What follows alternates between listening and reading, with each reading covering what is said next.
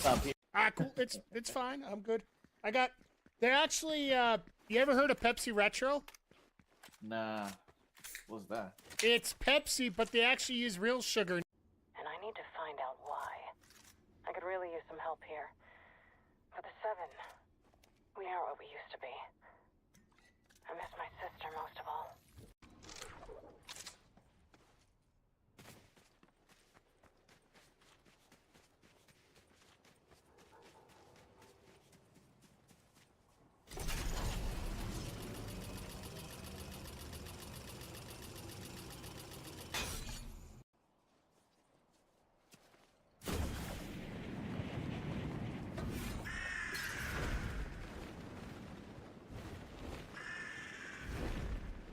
Okay.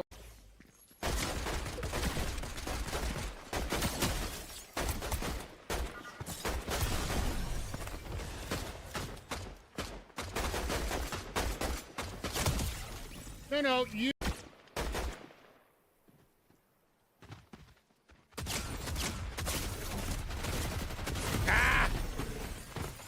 I gave myself away too.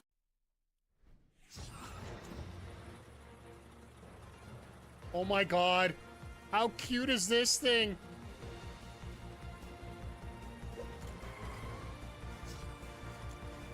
Oh my god. How cute is this thing?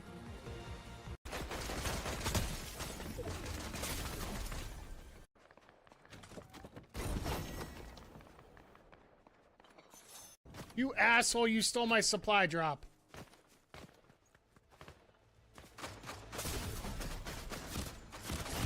Damn it! You left it there for me for a setup. Damn it!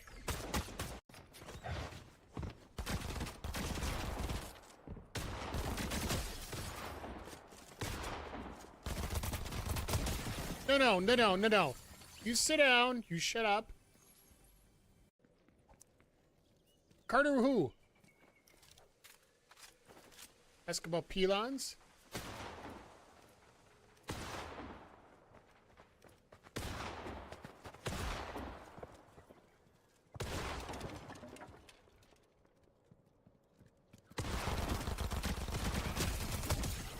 Yeah, no, go away.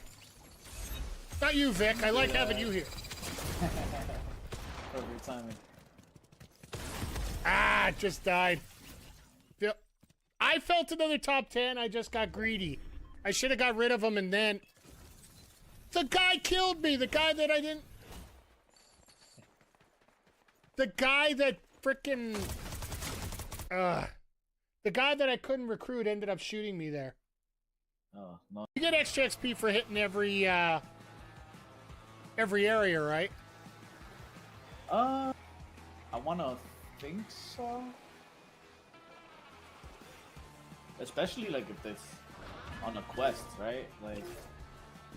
Yeah, that's what I was thinking. It should be a quest. Oh shit! Here we go, Vic. Word, the big bird. The Forsaken Vow Blade. Let's go. I can't go in. I get pushed out. Oh shit!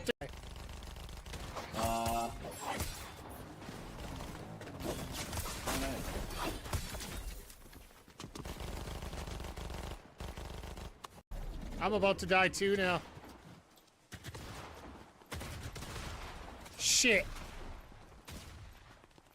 I got him, but damn. Couldn't escape. There was one right behind you too. Yeah, I should have called that. Shit. I got him, but damn. Couldn't escape. There was one right behind you too. Ha! Bitch.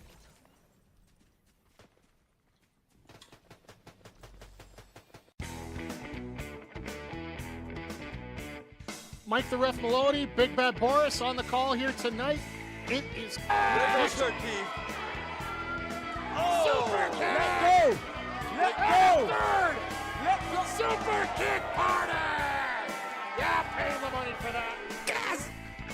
This life is going great! Let's go! She's healthy. Let's go! Is she healthy? Yeah! Apparently she's back.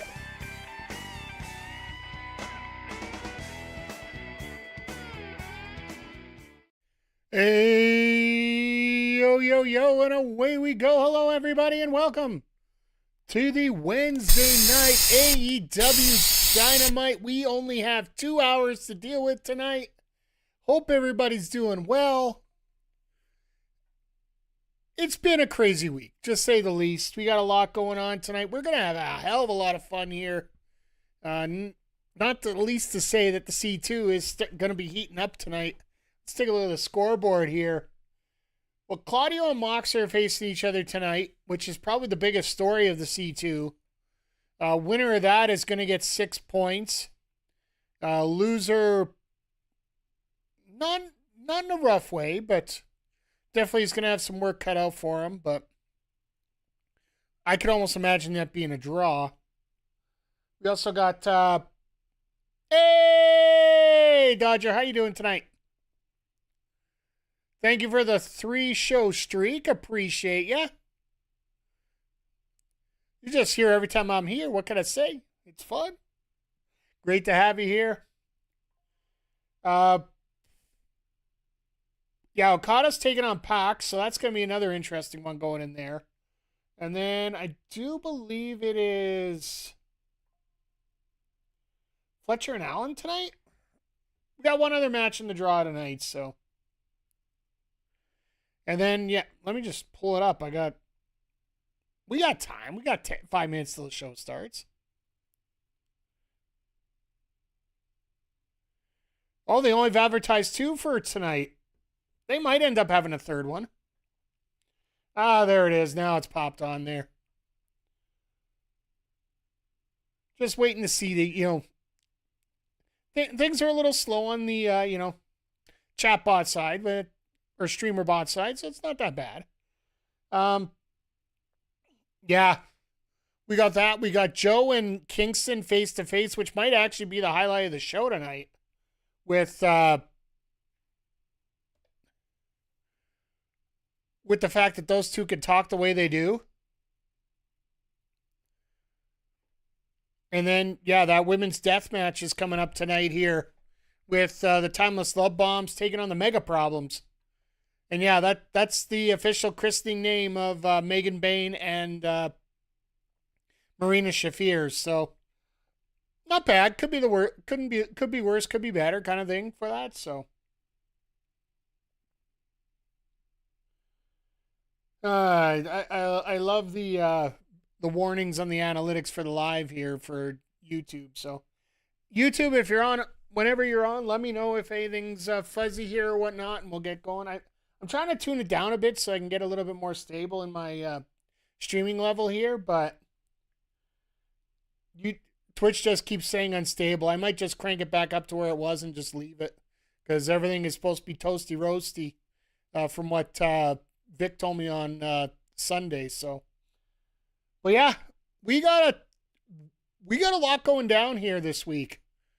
A lot of great wrestling news across the board. I know that people shun on TNA, but I don't care. Them getting a TV deal is still a great thing.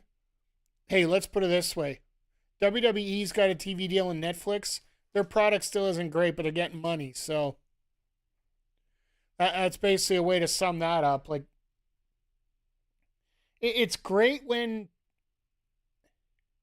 we get in these situations here where there's more exposure to wrestling on TV, because a lot of the time, a lot of people say that, it's if it's AEW, if it's TNA, it's always mentioned as WWE.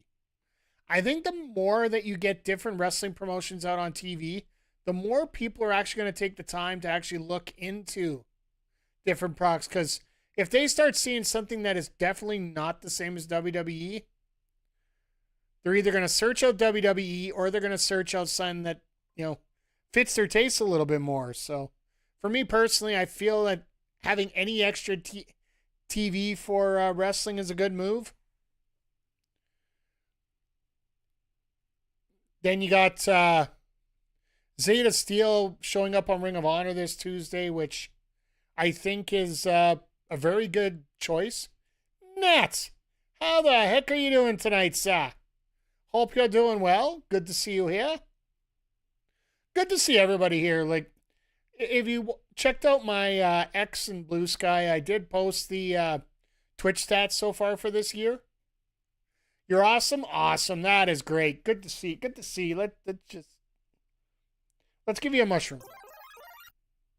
It's all about the growth, right? And that's what mushrooms are there for. Not just to get you high.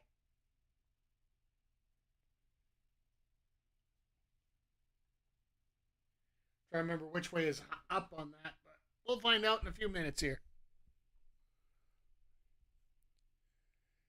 Horn for TNA? I'll give him that. Definitely give him a little cha-ching. Of course, I hit microphone down instead of up on that. There you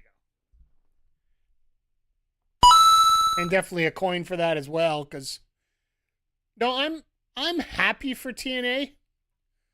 They still got to fix the storylines. It's no different than WWE getting a great contract, right? You can have the best contract in the world if your product's going to suck like crap. It begs the question with Jericho. Chat, let me know. Do you think Jericho goes to TNA? Honestly, the answer to me, I wouldn't think this before the deal. I think the answer is yes. And here's the reason why I say not WWE. Right now, WWE is teasing two retirement storylines for next year. One that's been a little, semi-formally announced, and the other one that just been teased a lot, with AJ Styles announcing earlier this year that next year will be his last year, 2026. And now we're starting to get a few promos involving Rey Mysterio. Him not necessarily saying he's going to retire, but we're starting to get into that position. So, and it's been well known that Jericho has been that guy that he doesn't want to retire yet. He stated that more than once. He does not want to retire yet. And WWE has said that they want to give him a retirement run if he comes back. So in my opinion, he goes to TNA. He can still work some WWE stuff, right? It's not like you can just not use that partnership, even though it'll be telling starting next year to see how that partnership goes. With TNA getting a full TV deal, now that they have the TV deal, do they back up? Hey, Tanarf, which was your favorite heel turn of all time?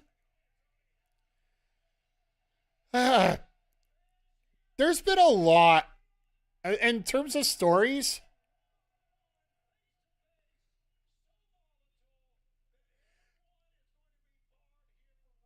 I love the Imagine Jericho text saying, yeah, fair enough. Oh, we are going to get some fun here right away.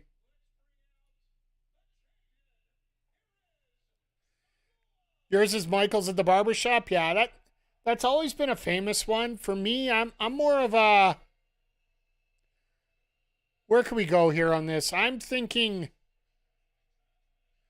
Festival of Friendship was a great one. With the slow burn on that.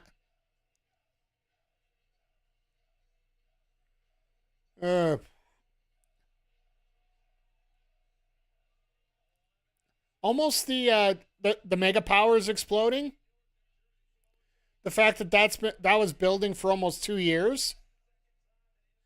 The only reason I don't consider that a great heel turn is the fact that realistically they flipped the two guys around from where they should have been.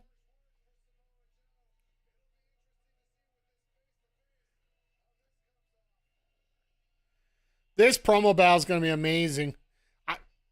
I'm really at a tough for words there, Tenorf. I'm looking like the worst one's the easiest. It's Austin turning heel in the Astrodome of WrestleMania 17. Like that literally. That was a face turn, not a heel turn. Nats. He was asking specifically for a heel turn of all time.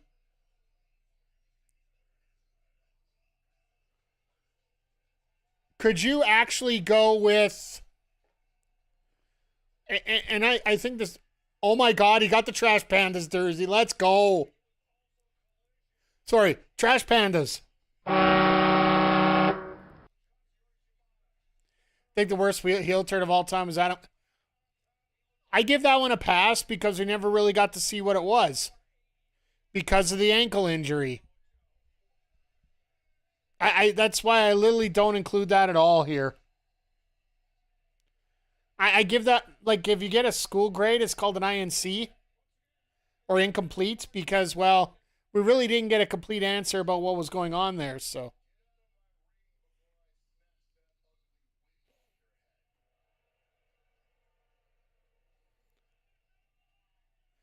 Great to see Joe in a very positive mood right now.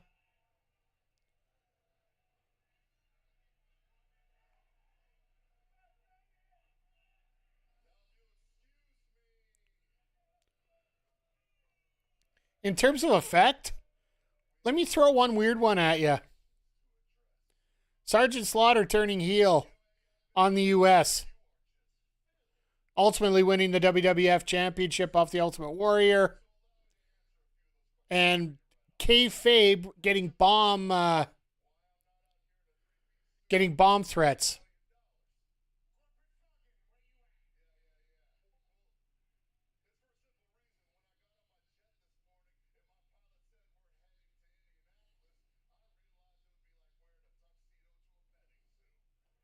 Wow, Joe, attaboy.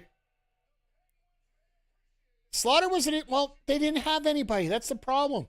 And they didn't feel confident on having Warrior or Hogan too, because they didn't feel that that would be enough to draw people in. That was the biggest problem with that. They should have had it. They didn't have it. Sting showing up, Survivor. Only to Triple H was that a heel turn, sir. Only to Triple H was that a heel turn.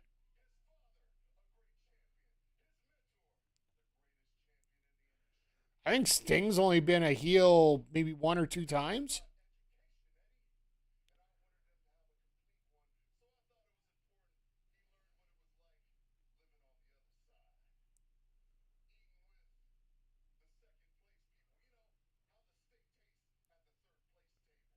Wow.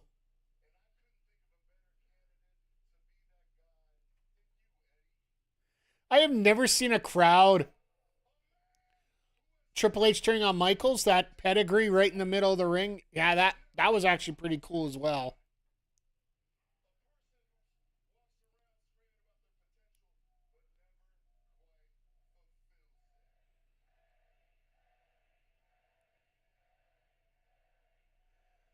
My God, this entire crowd for the first minute, dead silent listening to that. It was you, Hunter.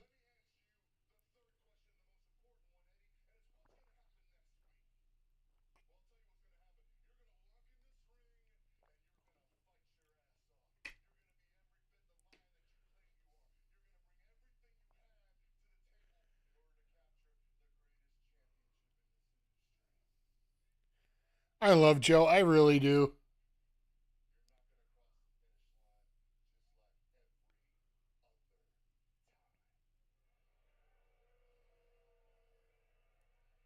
All right, Kingston, you're warmed up. Let's go.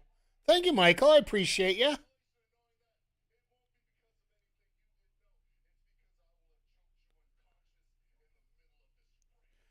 Choked out unconscious. Uh-huh.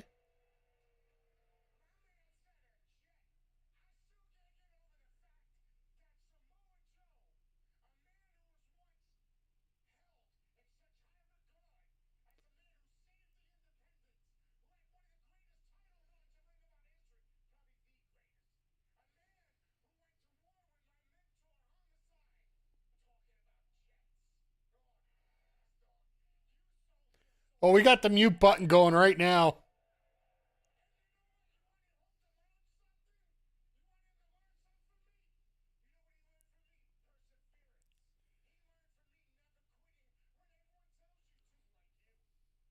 What happened? More Big Show turning heel or other people turning heel? I don't think it was that extreme, but yeah, it was a lot. It's no different than what Miz does or Ziggler did.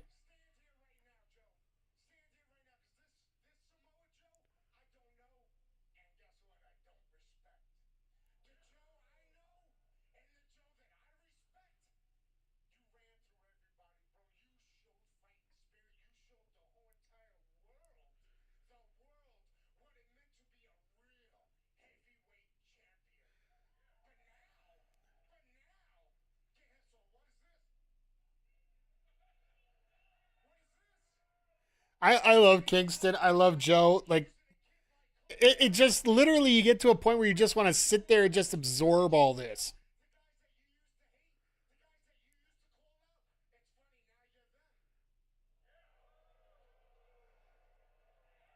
You're the New York Yankees.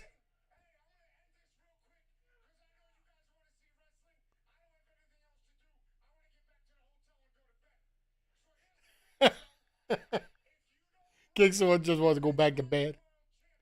Watch Terry Funk, Bruiser Bro. Nice.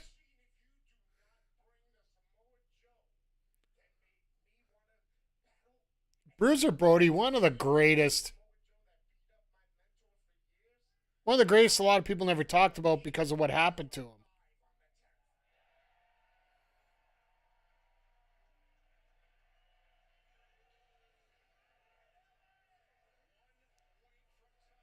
Oh, next week's going to be a lot of fun, folks.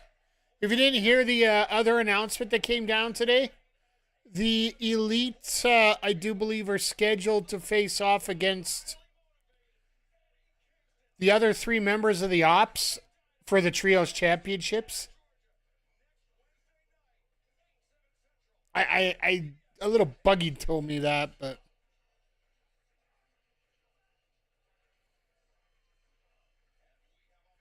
I think Joe's a little upset that he didn't get his music played on the way out. So yeah, I will pull up the graphic for you guys so you guys can check out the stats while they're bringing them up here. I still say my graphic is fair. Buzzsaw was that's true. Yep. There are a lot of assholes. Oh God. Fletcher and Knight.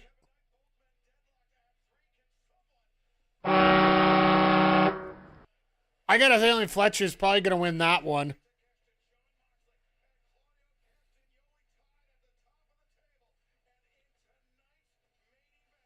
So they are putting the Death Riders main event tonight. You guys think something's coming down tonight? You think something might happen? I honestly thought the death match should be the main event tonight, but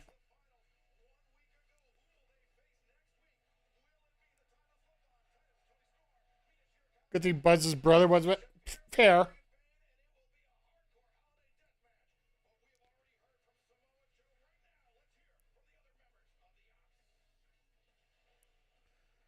We're getting another Ops promo?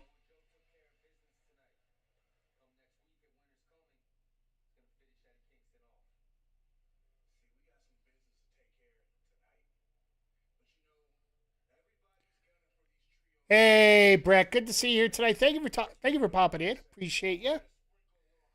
Just tapping in to say hi. Hey, you know what? I'm always good for a good tap.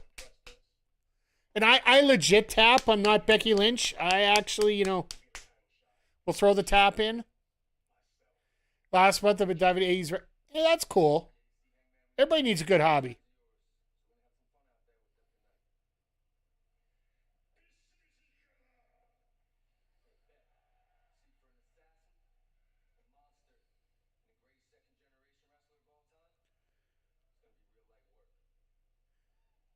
Greatest second generation wrestler of all time?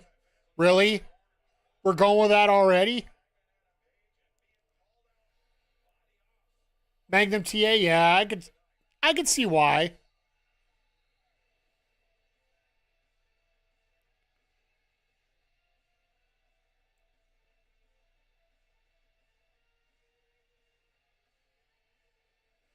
Man, do I love this classic look on Pac.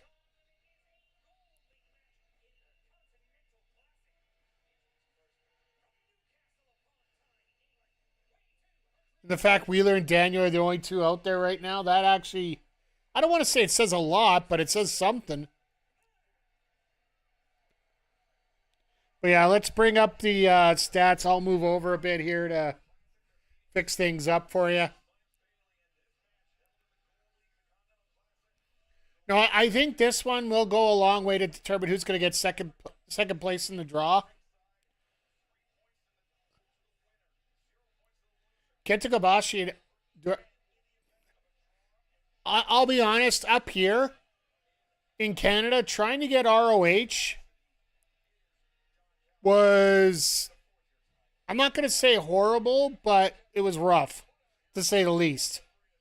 So a lot of the ROH experience didn't get up here, so yeah, like from 04, like it was hard enough to get WWE up here. Like to watch WWE, we literally had to go to a theater for the most part to watch pay-per-views. And Raw was always on a tape delay.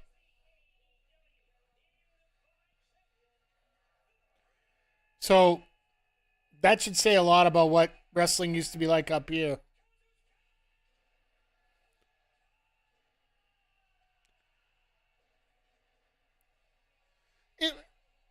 I usually like it was about an hour tape delay or so.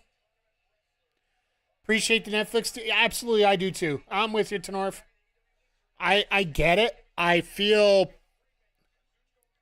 especially being a Canadian, part of the international deal with Netflix, we don't have to get ESPN. We don't have to get CW. We don't have to get any of those extra ones. Everything's on Netflix for us up here.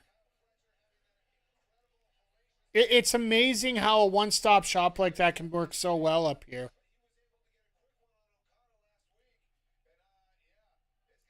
Oh, you're from Calgary? Okay. I live in South Edmonton, my friend. The opposite part of town from Redacted, so.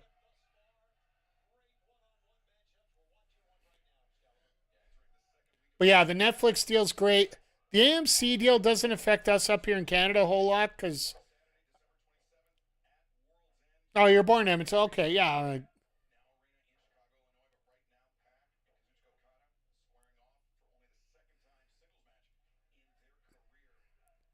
Jericho.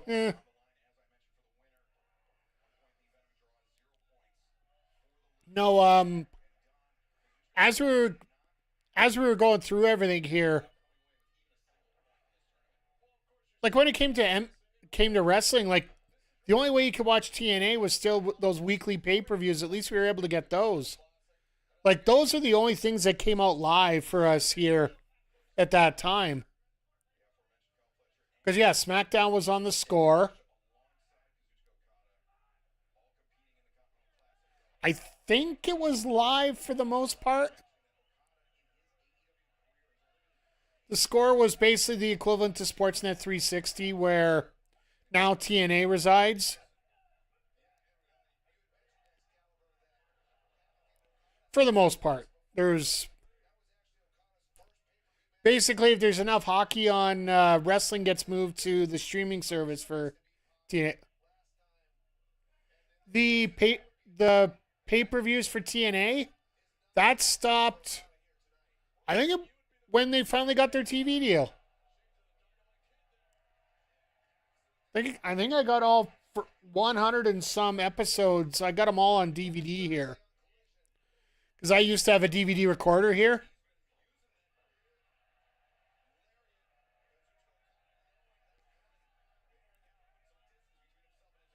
Wrestling on tape, I couldn't. It was so seamless that most of us in Canada really didn't care because there was no social media to worry about, right? Like what? Twitter didn't start till like, what was it, 2010?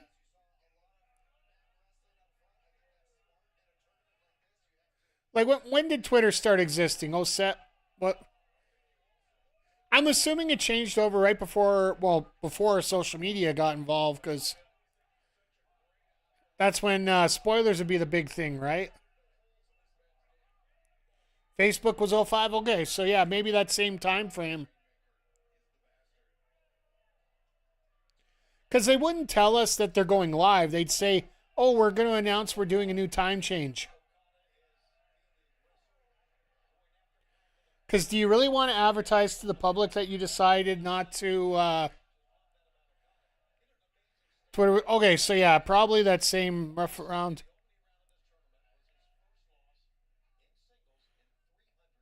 Well, folks, Fightful just dropped a bombshell, if you're interested. AEW lands Cross. It's Lena Cross. Calm down. Calm down. We are going to get to the other one later on. I want to discuss that. But Lena Cross, a person who, from Australia, been doing a ton of independent work. Worked a lot with the Sendai Girls.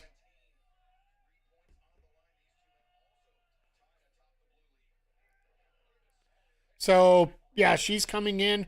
Very highly touted from what I've seen and what I've heard. More than just what I hear off SRS reports. So, in terms of Killer Cross, I guess I could just say it right now. What night is TNA's next PLE? Is that Friday as well?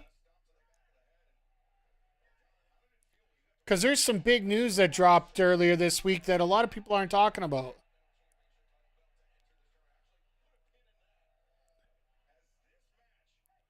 Top clip I made in 2025 was Kenny Omega talking about Tekla. Hey, you know what? As long as he's putting her over, which I really don't think there was no way he wouldn't be able to. Turn 70 views, that's cool. I don't even know what my top clip view is. It's not very high. We don't get many clips up here, and that's something I want to change in 2026, but we're going to have a wrestling and review show here and coming up either near the end of the year or the start of 2026, and we'll talk about some of the things that are going to be coming up and whatnot. So we're going to do a gaming one as well. So no, the big news that happened is Cross canceled a show that he had scheduled for Friday. He was working an independent show on Friday, and he said he had something big he had to take care of that day. Well, if my math serves me right, both TNA and ROH are running Friday.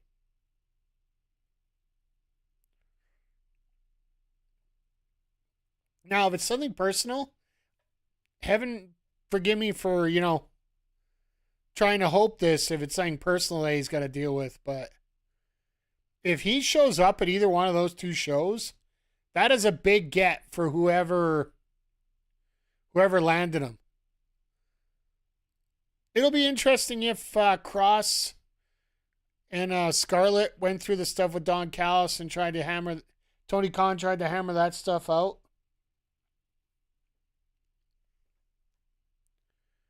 Which I assume that Tony Khan would probably try if he can.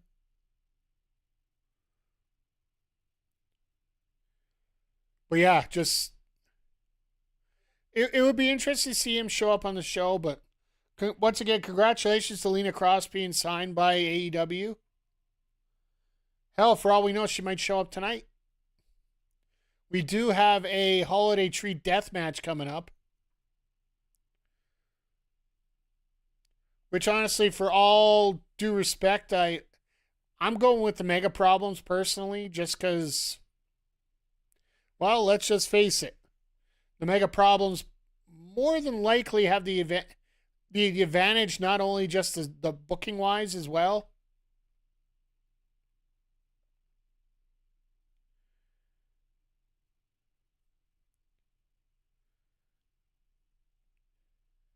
Uh-oh. We're back from break finally.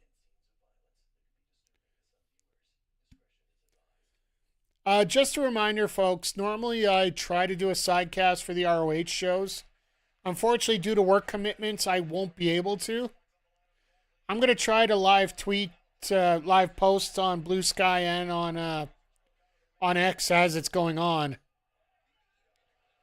But because I can get called out at any time for work, I'm not going to be able to do that, so.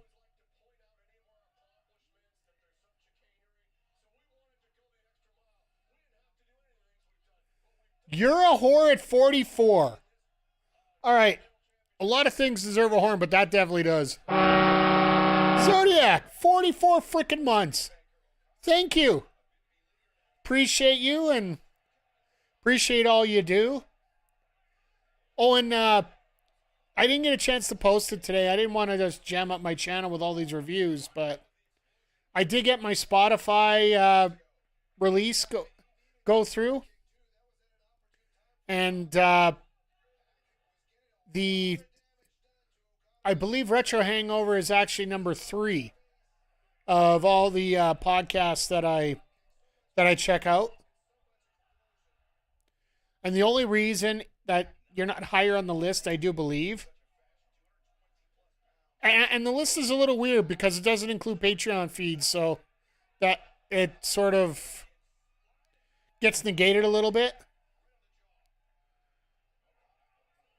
The only reason that you're not higher on the list is the fact that Retrotopia goes, 3 hours a show?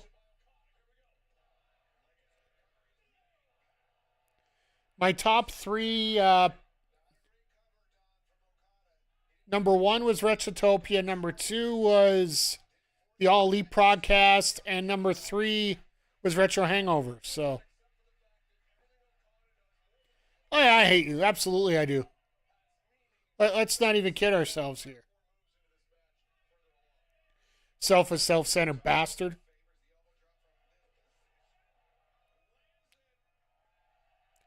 But yeah, I am going to be looking out for... I love how they have to zoom out on that bird. The list of most common viewers on stream, I didn't get a chance to post it, but... I know who you guys are. And girls. And I appreciate each and every one of you. And I'm going to see if there's some way I can reach out and, thank you guys personally for it. So.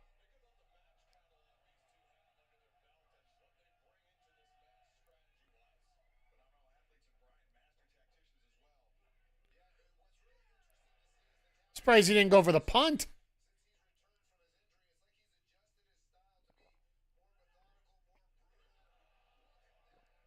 And Pac almost impales himself on the ropes.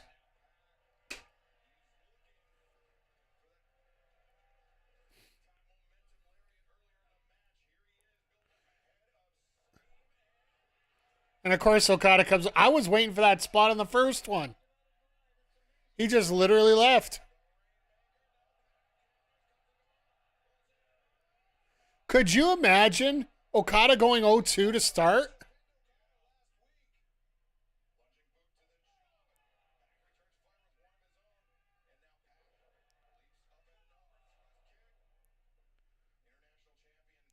If he goes 0-2, I think he might be pretty much out at this point.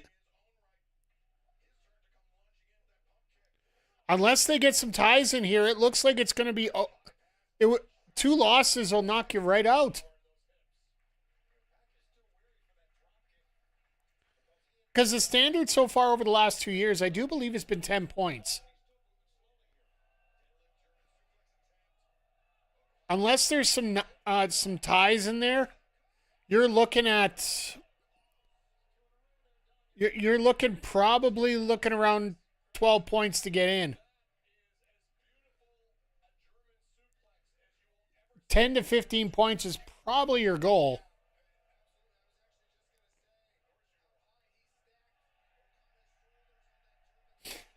I love the crowd. They focus on Callis. Boo. Go to Danielson. Yay. Tombstone out of nowhere.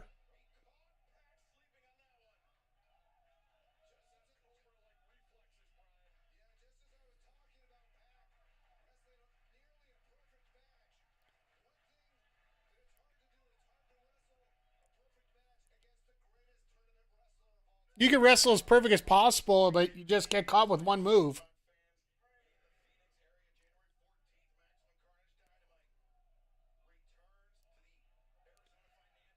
Oh, they are bringing Maximum Carnage back. I love it.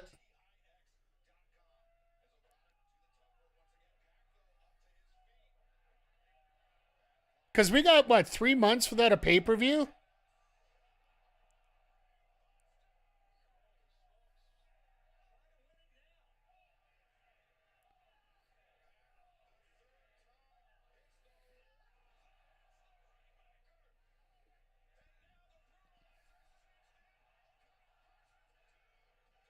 Wow.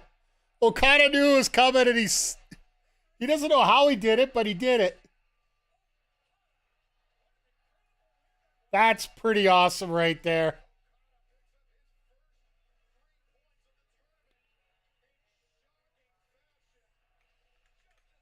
Let me fix this up real quick here.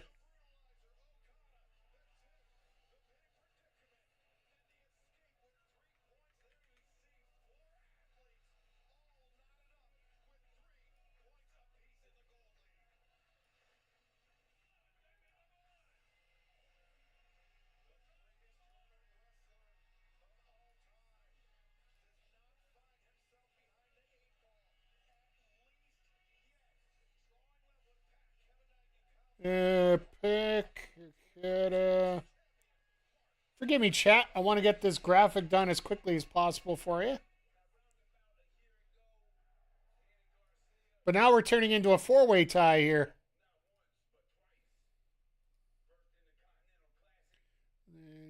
Bop, bop, bop. There you go. Completely updated. I think that's a record for me here. You notice these are all closet interviews in the same location 3 times in a row here, folks?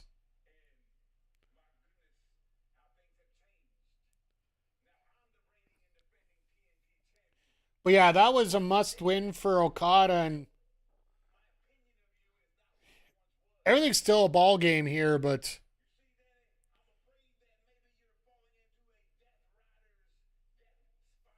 I think 2 losses is where you start getting into desperation territory, because that third loss is a guarantee you're out, but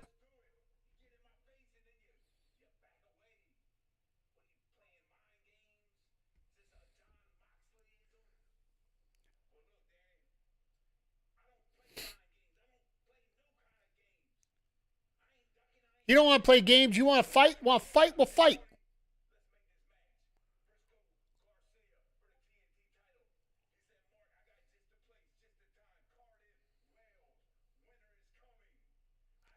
So next Saturday. God damn it, I'm going to miss that show.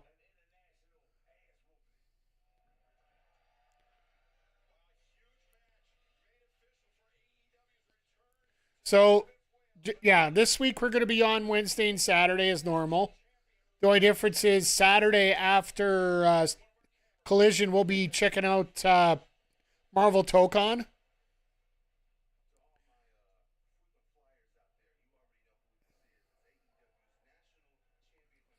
His fans are officially called frequent flyers.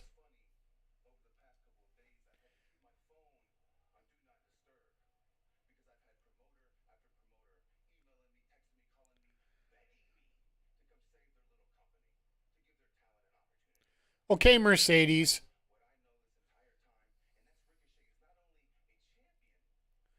Briscoe's becoming 2 baby.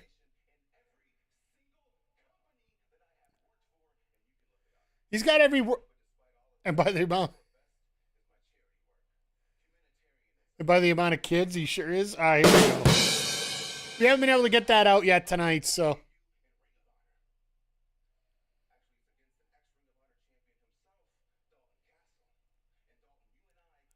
Could you imagine Ricochet losing the championship on his first defense against Dalton Castle, of all people?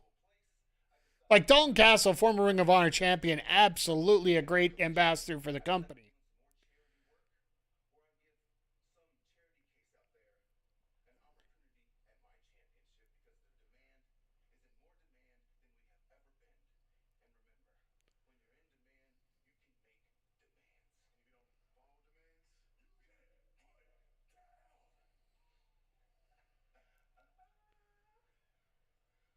Big Dog.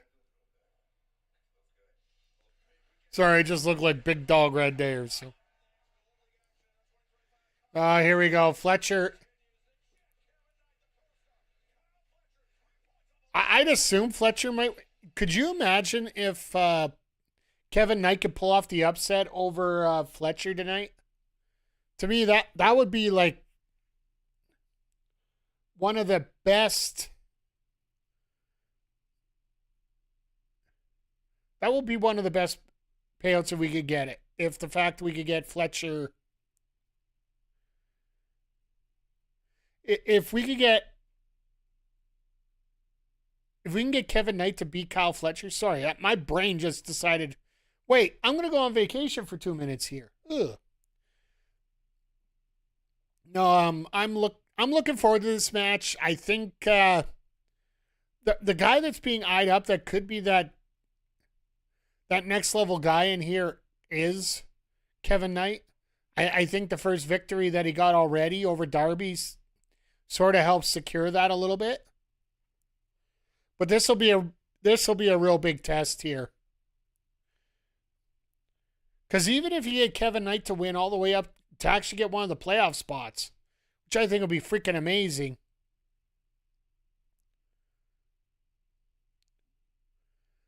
Because, yeah, what else do we got here? We got Speedball. We got Darby. Which is the other matchup in this group. Whoever loses that is pretty much out of the running for the playoffs, pretty much. Because 2 losses puts you in absolute, I don't want to say desperation mode, but you got to hit it pretty good.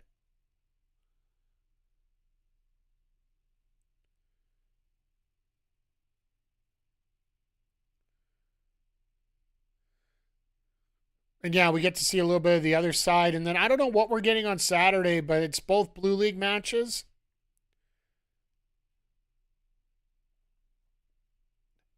Oh, we're going to get both Blue League matches plus Bailey and Darby. So it wouldn't surprise me at all if Darby ends up going 0-5 in the Continental. Just to put everybody over that needs to get put over kind of thing.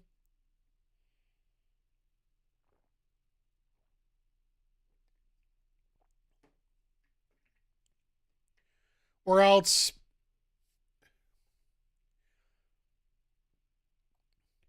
well, as we go through it, maybe Darby Pac is the last one. And Pac needs the win to get into the playoffs while Darby's eliminated. So it would be pretty cool if it goes like that and all of a sudden Darby pulls off the upset. So there are a lot of stories you can get out of this.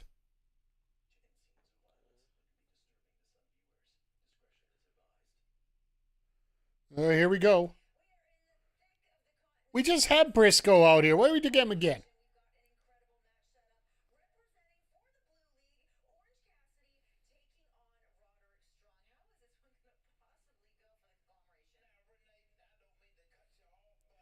King, how you doing tonight? Good to see you here. Good to see everybody here. We're having a good time tonight. Wrestling's been good so far. Like, I guess you really can't go wrong with Pac and Okada as your opening matchup. I'm doing pretty fair. Like, it's been an interesting week.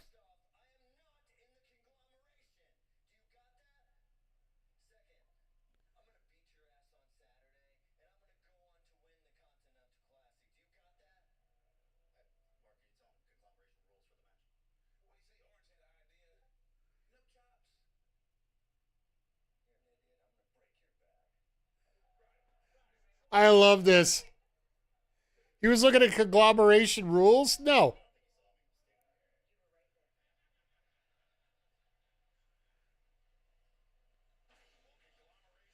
Yeah, this is where Roddy starts turning that. Like, we get that. I don't know if we get a full heel turn, but lots of great content in wrestling. Absolutely. Whether you're talking TNA, AEW, WWE. And for the record, I still say, no.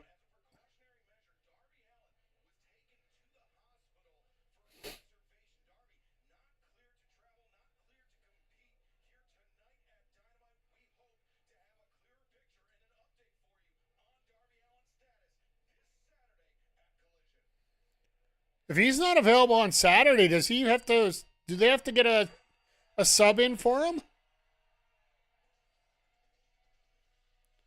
Because you just don't, it's not forfeit, it's, you got subs in there. Commander had a hell of a run last year. It makes a lot of sense, actually, to put Darby on the bench.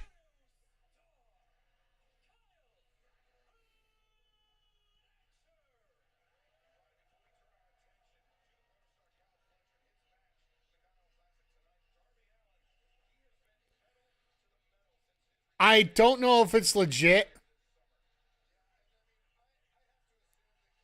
The fact that they're showing Darby in a hospital bed, I was almost looking for bedpan,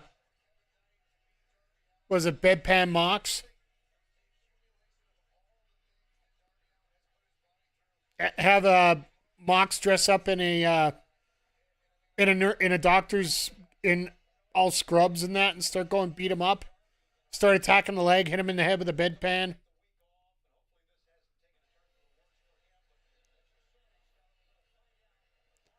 Well, they got to picture him in the hospital, so I don't know whether it's a concussion based or. I don't want to speculate because it could be fake, it could be real.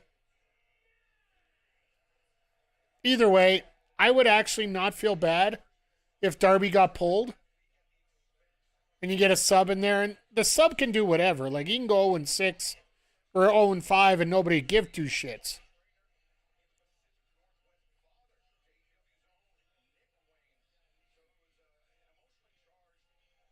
We all know Darby's going to die live on TV. Well, that'll probably be the end of AEW, too, in a way. Well, in some ways.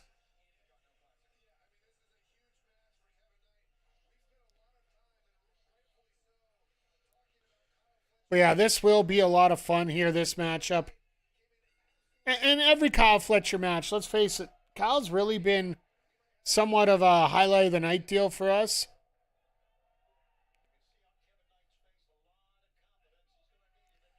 WWE still,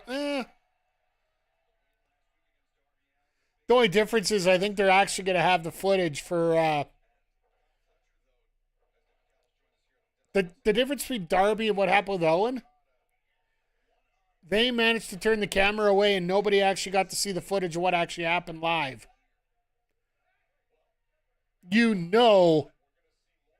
If Darby's going to die, it's going to be in a spot where we're literally going to be able to see what happened to him.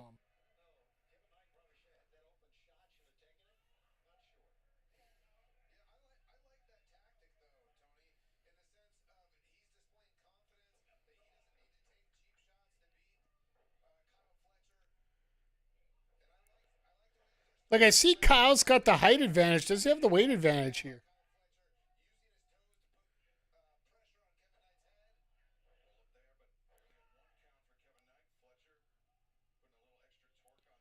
Oh, TNA's throwing out their, our debut on AMC is going to be the night before our PLE.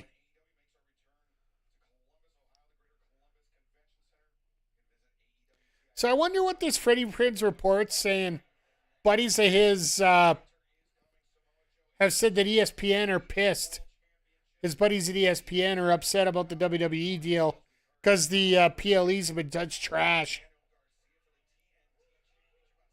It's so funny because SRS came out and said, well, nobody can corroborate that. All right, fine. You can't corroborate it. It still might not be wrong.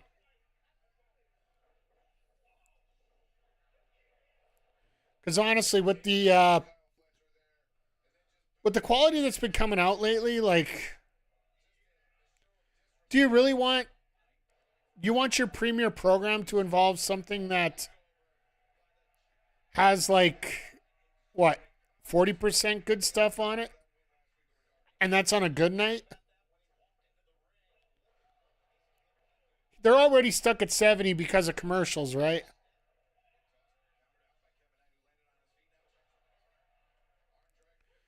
My God, Kevin Knight.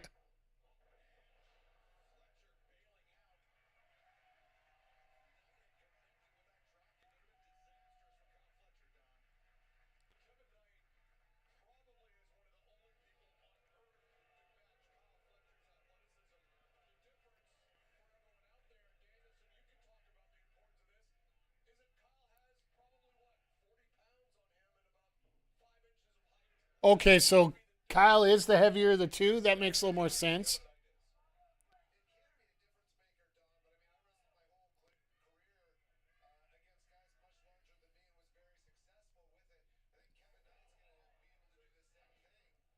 Just needs the experience to with Kevin Knight, all he needs to do is get the experience in the ring with guys like Fletcher, which I don't know how much experience he had with him in New Japan. Because you got to remember, all these new guys that come over from Japan, they have worked with Fletcher before when he was part of Aussie Open. Well, a lot of them did, at least.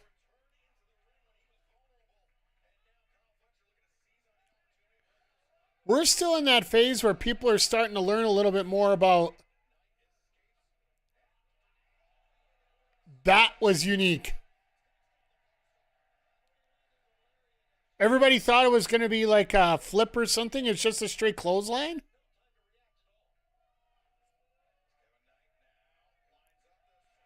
Jesus!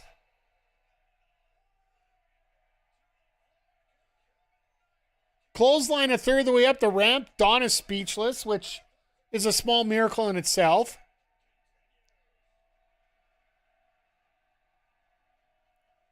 And we're heading into the picture-in-picture.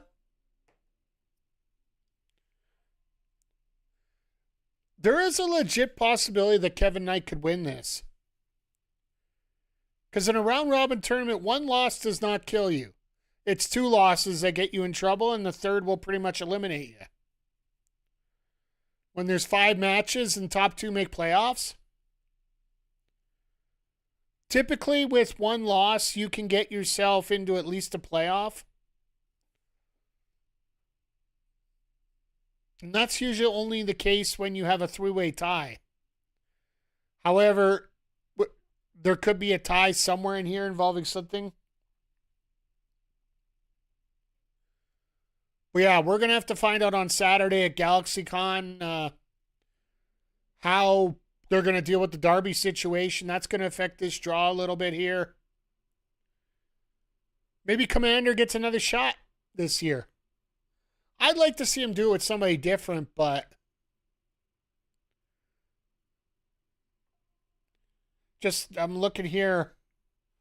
Sorry, I should have had this up earlier. So we had Okada, Pac.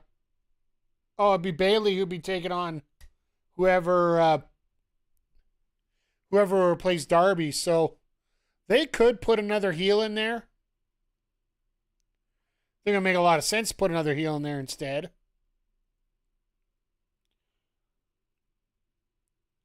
Well, they got 3 heels in there already. A 4th one, well, considering 2 rounds are already done.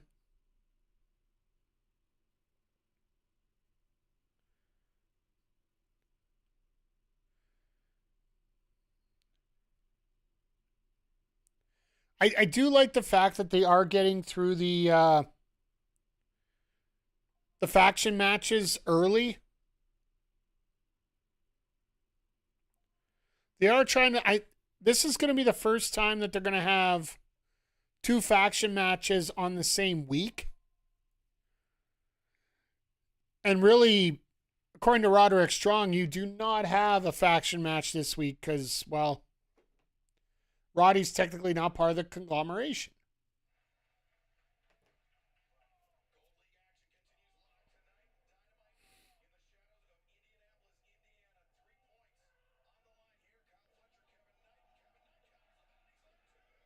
Damn.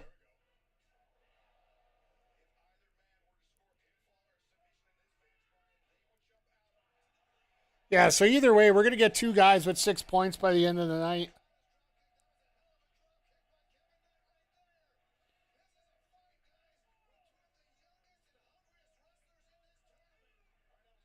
I don't know if Fletcher would be one of the hungriest here. He's already had gold, and he's just looking for a second gold. Kevin Knight hasn't had any. To me, that would make it more of a desperate situation for him. But you know what? These are 2 great young stars. Like, realistically, I thought I saw it in a post earlier today. This very well could be the main event of All In 2029. Like, give it a few years, and yeah, these guys could be the top of the game here.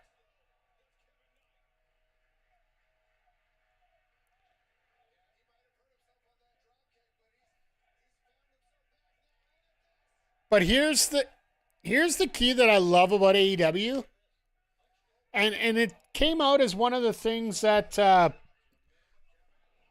for all the talk about WCW and everything that they did, the biggest reason that they lost out is the fact they weren't able to generate any new stars, any new people. An event like this is just right in the ballpark of doing it, doing exactly that.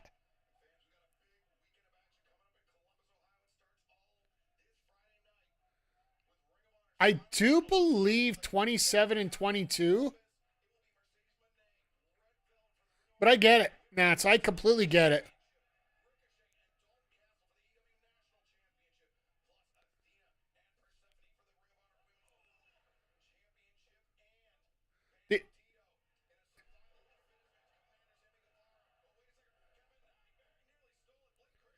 That card for Ring of Honor on Friday looks so great. If you guys get an opportunity and you have, like, I keep my ROH subscription just because I love watching the odd Ring of Honor match.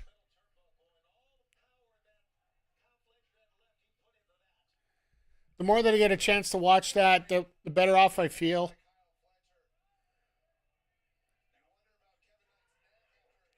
Like, the biggest thing about AEW is the promotion.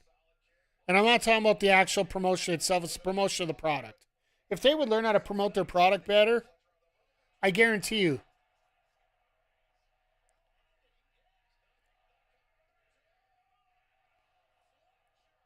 See a young Shelton Benjamin and Kevin Knight. I can see where you're coming from on that, and I do appreciate that. The athleticism in Kevin Knight is off the charts, and even Don Callis had to say that the only person that can match up athleticism with Kyle Fletcher would be Kevin Knight. The biggest difference between Shelton and Kevin is when the athleticism wasn't kicking in, or like the athleticism wasn't working in that way, you always have the fundamentals with Shelton Benjamin. He was a D1 champion. He was the guy that was taking Brock Lesnar to school when it came to amateur wrestling.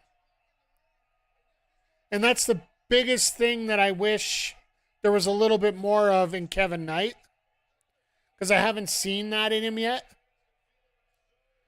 Because even here tonight, like, every time he needs a move, he's got to do something athletic to get that move out. I guarantee you, because Kevin Knight's actually said that Shelton was one of his influences.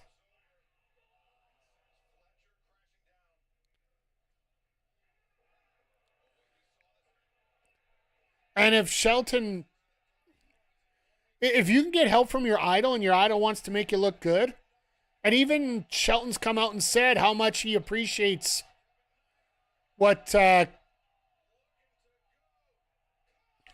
Jesus H. Christ. That's the angle we need, by the way.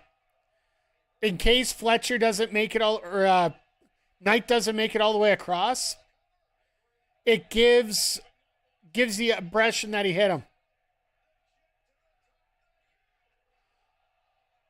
Oh my God, that was beautiful. Oh my God, I thought that was it.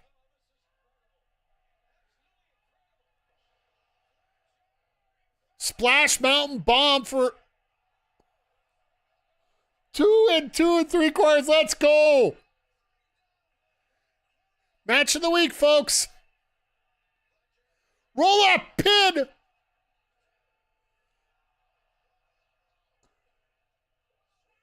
Oh, there we go. Lord William and Chris Bay is healthy. Go Chris Bay and Knight. Yeah. There it is. And you see Fletcher the importance of getting on that cover right away. Damn.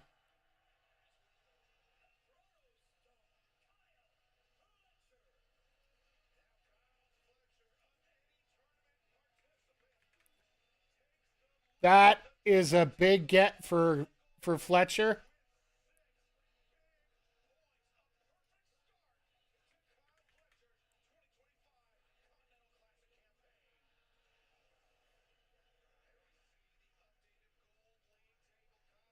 I thought I could beat him.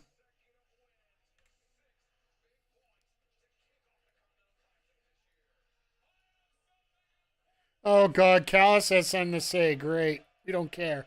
There's your updated bracket, folks. I am getting this done in record pace here. Oh, here we go. Fletcher, Leon Slayer, Takeshi Knight, Javon.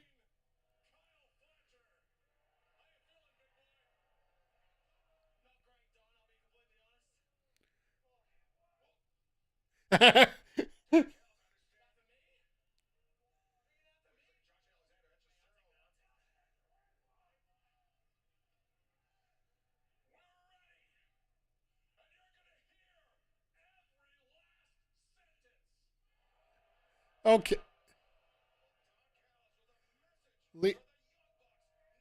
That's fair. Ha! Callis gets cut off for a commercial break. I absolutely love it. See, the one thing I would have done, I would have left it so that he could have kept going. I have 500,000 reasons why I hate you. And then we go to commercial break.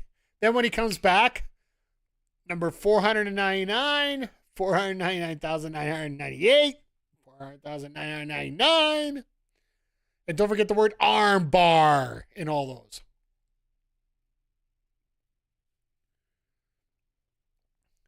But yeah, I just little things like that. But good on Fletcher getting that second win. Kevin Knight still in the run for second right now.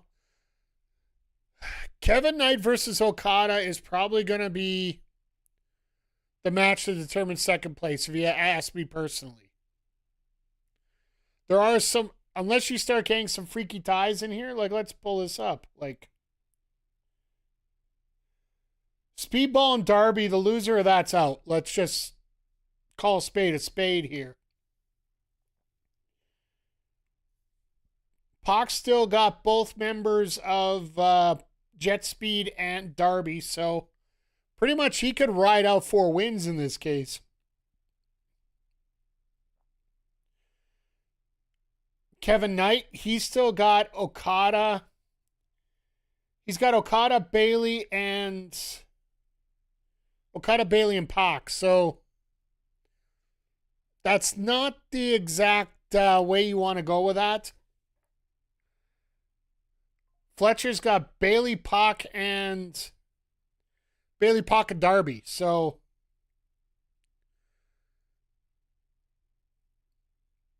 then literally with Okada, he's like his big one. He's got to beat Jet Speed, and then it's going to come down to whoever's that extra. So Okada, after losing that first match, really does hold his destiny in his hands here, because he got the roughest one out of the way, even though it was an L. And this was a big one against Pac, getting that victory. If he would have went down 0-2, and then he's got, relatively speaking, 3 easier matches to finish up with, it might have been hard for him to get into a period. So as you analyze this, like, it looks like it probably is going to be Fletcher and Okada. But never say never, right? And look who might be the substitute coming in. Because I assume there's going to be a substitute for Darby, the way they're talking about it. It's either a substitute or they forfeit a week, which... Oh, God. Callis has been talking for the last 90 seconds.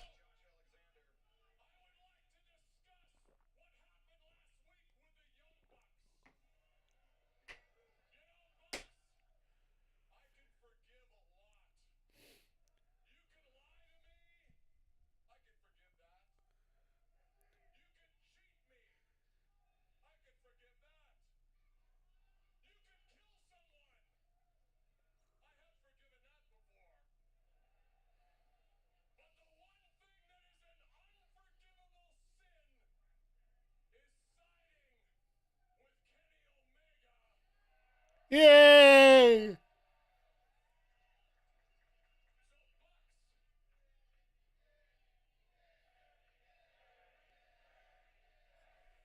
I was wondering why they were only going to get 4 matches tonight, and this makes a lot of sense with this promo coming up.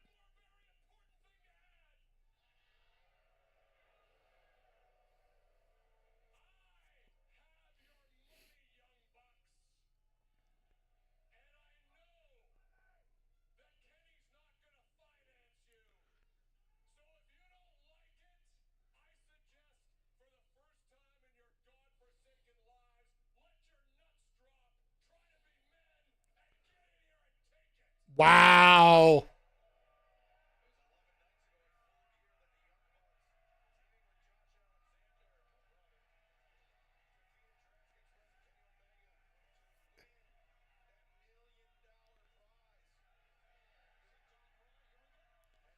Oh, here we go. 3 on. Oh, Fletcher's just been beaten up. Like, seriously.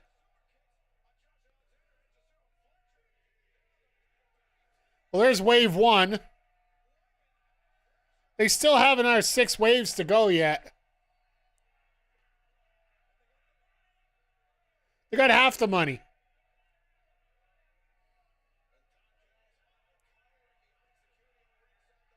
Here comes wave 2.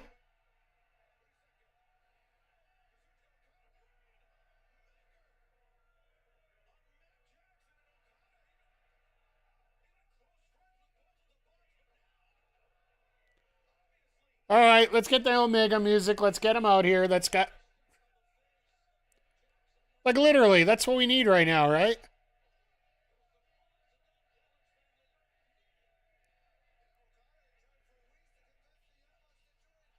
Nope. Even weirder.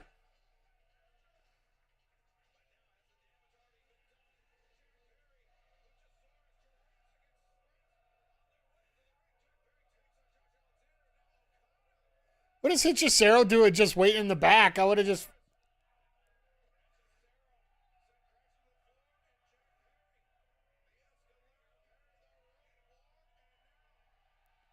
Perry Escalada over the top and down to the floor.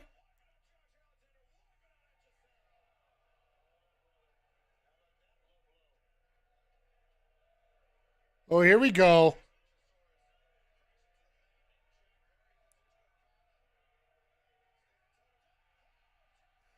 Yeah, that sounds like a Perry thing. Oh, God, here we go. Squad number 3 coming out.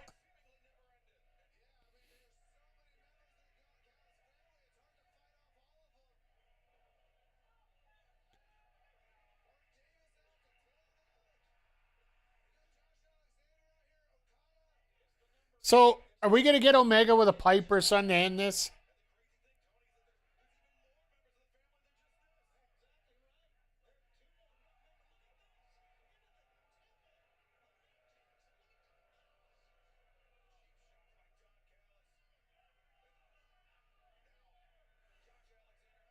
All right, he's undoing the...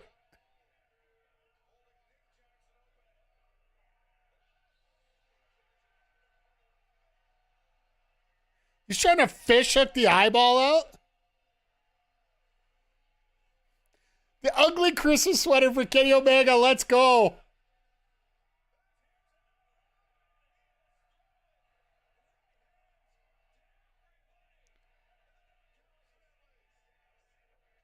V-Trigger!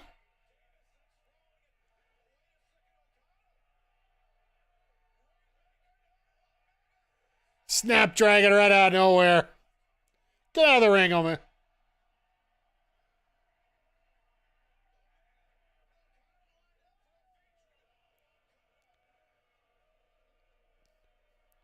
So we're going to get a 5-on-5 somewhere here.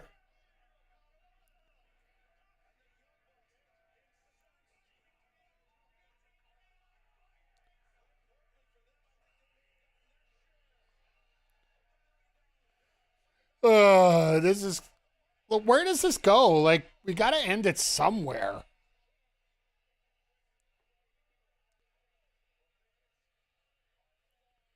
Like, we're getting... Like, right now it's 6-on-5, which is fine.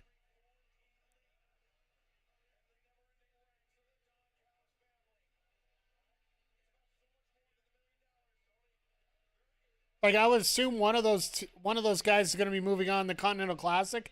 This might be a 5-on-5 tag at World's End. Wouldn't be my worst hurt feeling about that. Oh, hopefully they're gonna give this time tonight.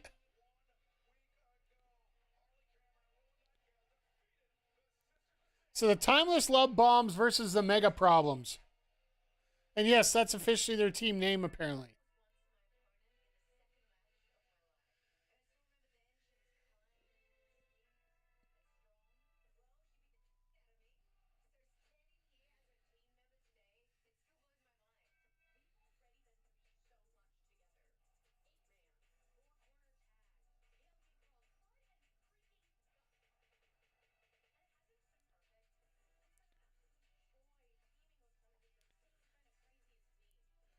And of course, Harley gives me the incentive to buy a video game last week, so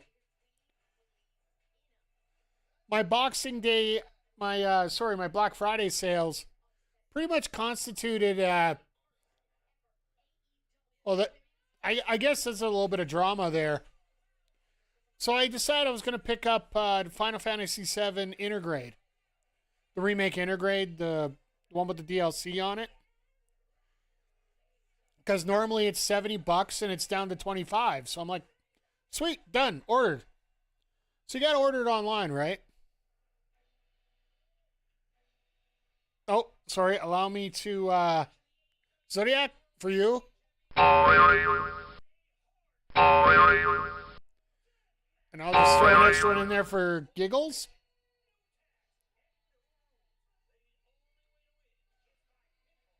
Penelope decided to wear a baseball on top of her, like, for a top tonight.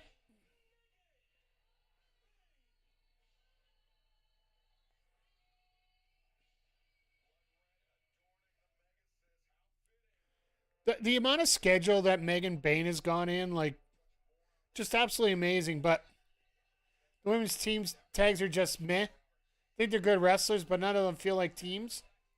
It's fair. I think it just takes time. Who wears face paint in the hospital bed? Well, Darby, they said he was rushed to hospital, so he didn't get a chance to take it off.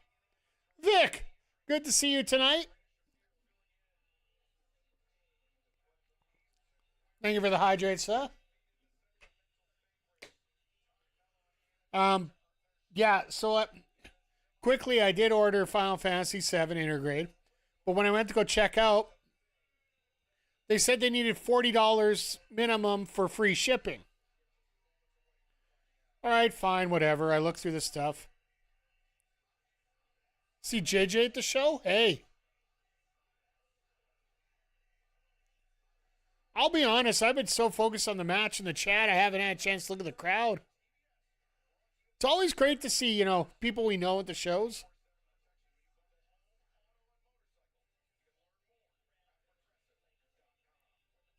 She's going to be head over heels enjoying it tonight, I bet. So, I ended up buying an air fryer. I didn't need one, but I felt it was time to upgrade from the one I bought with my air miles 10 years ago. So, I get it for, like, it was normally $130. I got it for $40. I'm like, all right, fine. So my bill's $60. Free shipping, though. They have to send it in 2 FedEx deliveries.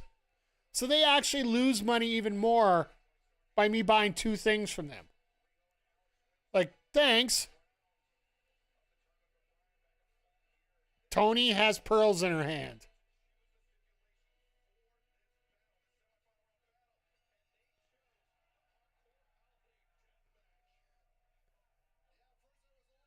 Excalibur, it's the holiday, not Halloween. You're a little late. Oh, so they're doing it next. They're not even waiting. They're doing it next week. Hey, Bray, good to see you tonight, sir. Hope you got a chance to catch up on Dynamite tonight.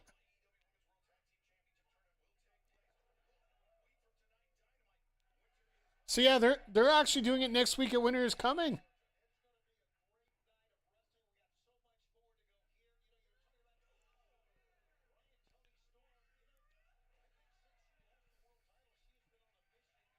Makes me a little amazed here, the fact that we got...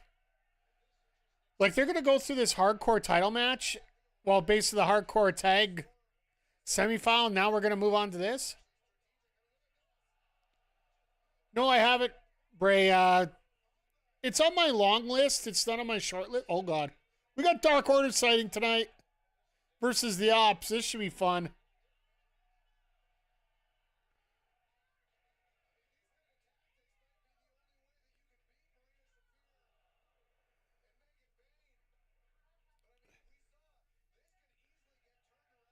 Is Megan going to be bleeding already? She had a bottle put in her head. See, it could either be a candy cane or it could be a hockey stick. Either way, we could live with it.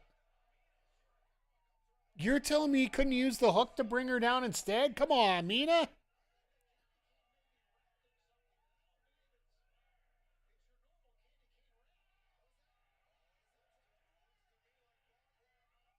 There's barbed wire on the candy cane.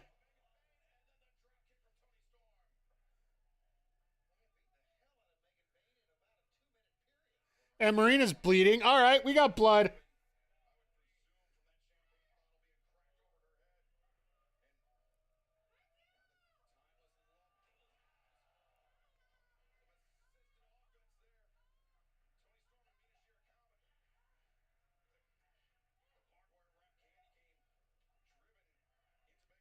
Barbed wire covered candy cane. That is something you do not serve at Christmas.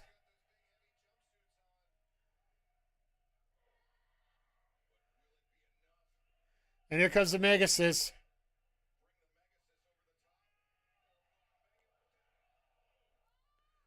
Mina did not want to go over.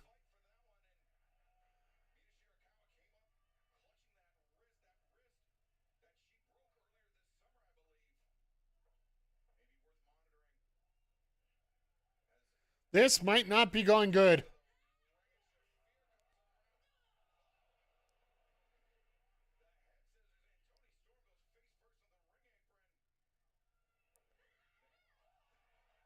And Bay just says yeet to Mina. All right, I'm going to throw out a spoiler. When I talk about my top wrestlers of the year, and I'll probably divide them up in AEW, WWE, and everything that I've watched.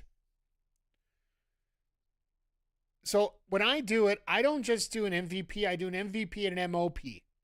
Most valuable player and most outstanding player. While the MVP for the year very well still could be Toni Storm or Mercedes Moné, either one.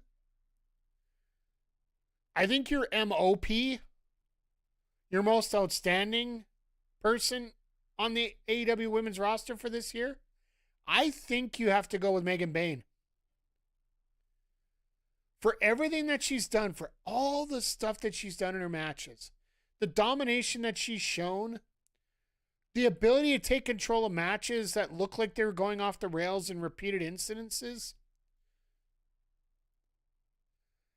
And I know we don't, oh God, and the fact she could break a candy cane over Toni Storm's back. And remember, she's doing all this while flying back and forth to Japan every week for the Stardom 5 class, right? Martha, yeah. Stat's been a constant here, but I think Stat's been doing like, there you go. There's the other candidate right there. Like, Stat's been a story, but sometimes the story beats hit hiccups early in the year, right? I honestly think that Stat's story is really going to be coming out. Chris Statlander is going to have the stories of the year coming up next year. I think going forward, she very well could be the most important person in the roster. It's the reason I really hate doing these kind of ranking shows, just because I think they're all great.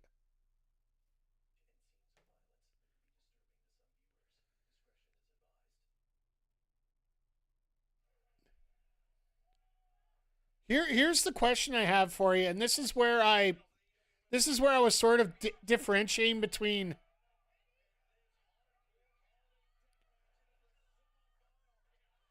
All right, which one's harder, the Friday Pan or the club?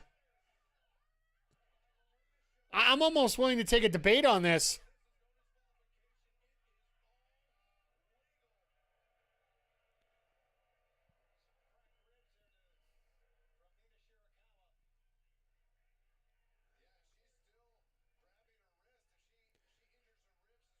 Like, honestly, one thing that really sold me was the Nixon Newell Miranda Elise match, where things just did not look like they were going the way they should. And they even sandbagged her on one of the biggest moves of the night. And Megan just said, no, screw you.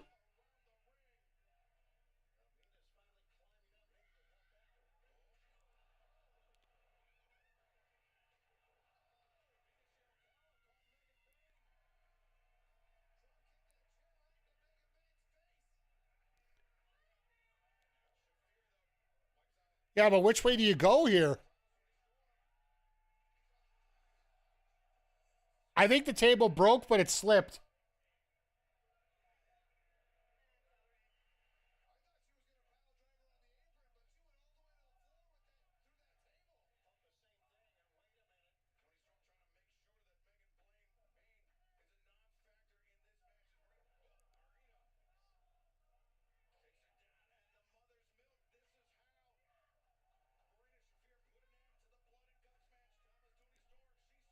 What is Tony doing?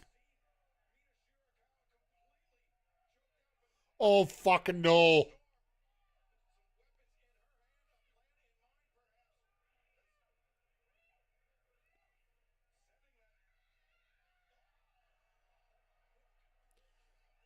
Oh, my God.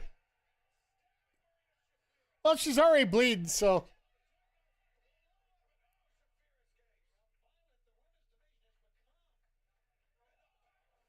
We still got one more table there, so.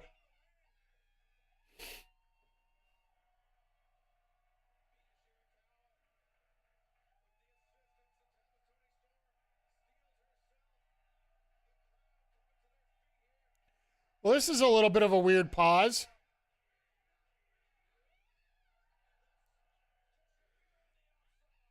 I think Marina went out in the wrong corner, so they had to wait for her to go around because they don't know if it'd be safe to do it on the other side.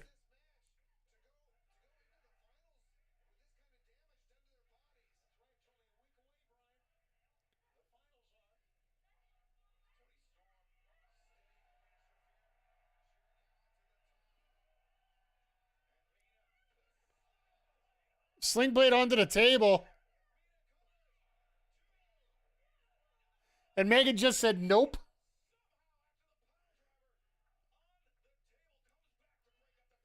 That was pretty awesome right there, just how to break it up. It's simple, but it's effective.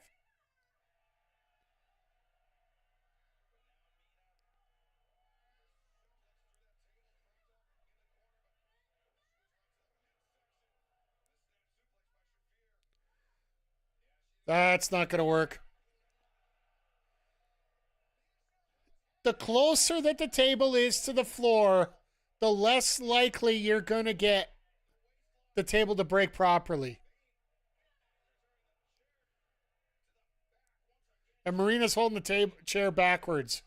Great.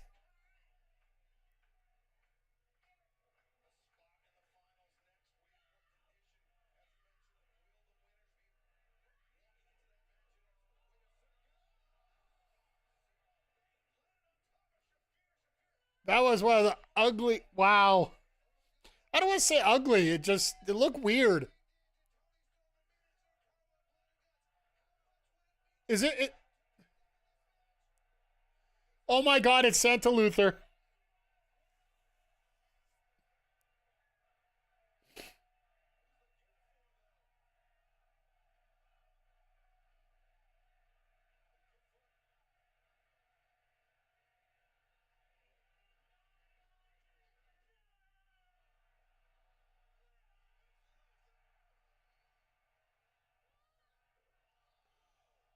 And you didn't see the tax come out and the shoe.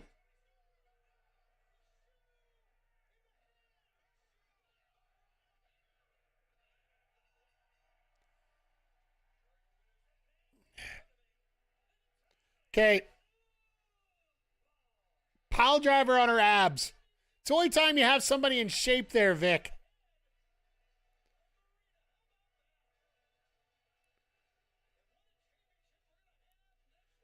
So now we got face in the finals.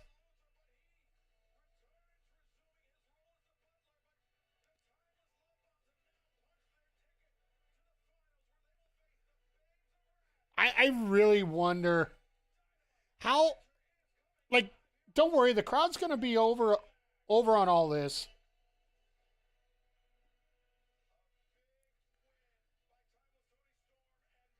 Like, we're going to...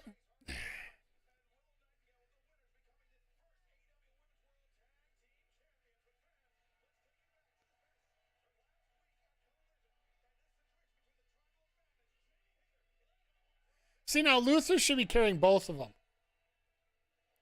I don't know. I just, like I said, I'm not very happy to have two face teams in a final. Like, don't get me wrong. Toni Storm, absolutely influential on what happened this year in AEW. But honestly, I really want Willow and Harley to win this now. Not just because they're like... I understand the thrown together team part. That's just the my GM. No, here's the thing. We get into that crowd next week.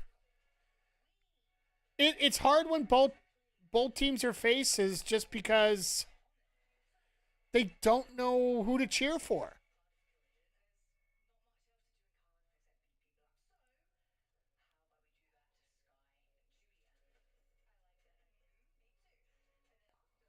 Fully checked out on the belts now? Yeah, like, I'm more worried about the first defense than I am the actual winning of the championship.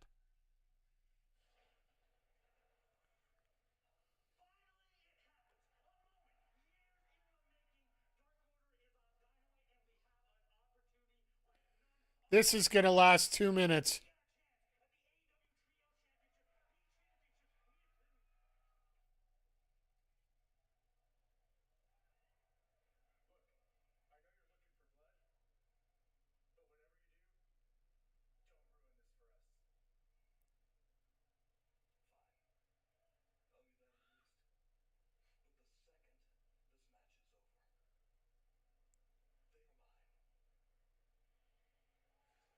So these guys get 2 minutes.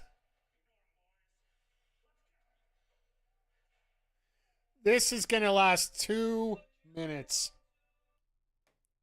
Well, that match got about 15 minutes.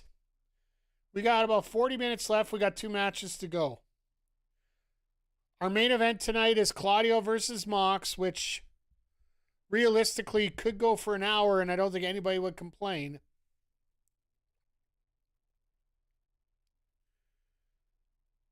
But yeah, is it bad that I'm more concerned about the first title defense more than crowning the new champion? Because I'll tell you right now, if it's Tony and Mina, like, I'm sorry, Tony.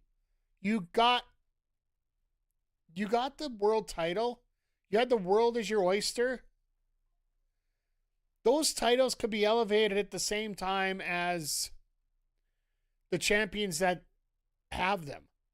Like, to me, these tag titles, more than anything else, mean a lot for Harley Cameron. Like, Willow's going to get her world titles. That's guaranteed. Harley might be a TBS candidate right now. Like, she's gotten better. Like, hell, we've all said it. She's turned into a very good wrestler. But I don't get the feeling of her in that world title run, at least not in the iteration she's in right now. People mold, people change, people mature and get into another level, but I don't see Harley getting there without a championship. And this tag title, whether a lot of people check out on it, and yes, I don't blame anybody for checking out on it at this point. But I think this would do wonders for Harley more than anybody else. And honestly, I'd love to see Harley win it. And I want to see Harley specifically get the cover. Because that would just be a hell of a story. Like if Tony Khan is serious about making stories, that's how you make the story. Nobody believed. Hell, 2 years ago when Harley checked in here, did anybody actually believe Harley was going to do anything else but those QTV segments? You look at a tag team and talk about one of the wrestlers' singles future before the belts are even a thing. Yeah, I get it. They do have a division. They're trying to force feed us teams that aren't part of it. What, is that a fair statement?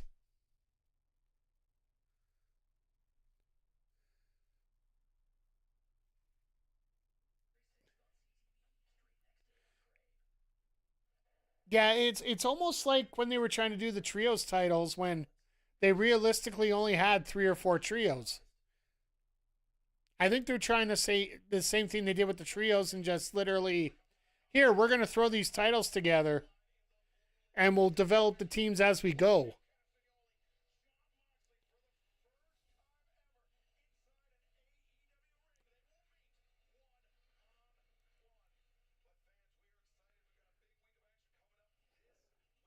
So yeah, now they're really starting to push the Ring of Honor card. I don't think they've done great things with that title. Absolutely not. If you think they're going to do anything special with these tag titles, let's face it, we're not at that point still.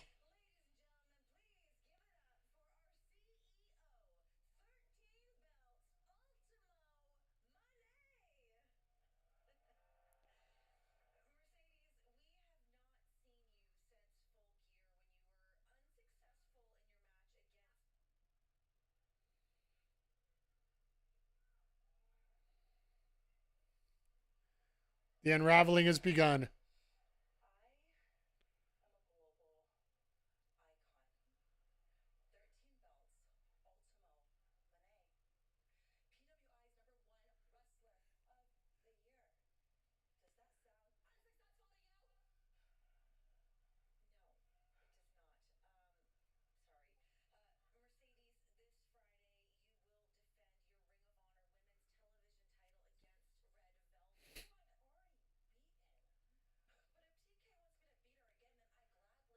I want to see Red Velvet win this one on Friday. Just to see the start of the unraveling.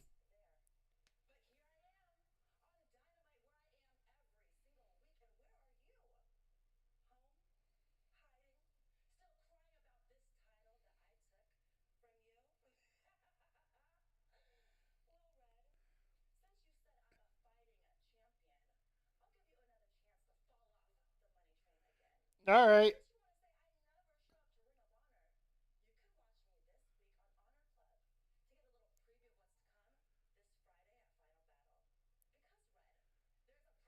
Uh, was it Honor Club on yesterday?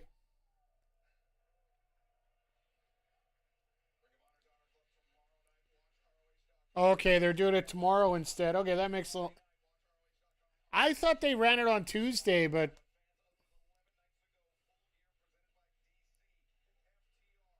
drove 4 hours to see Moxley. Yeah.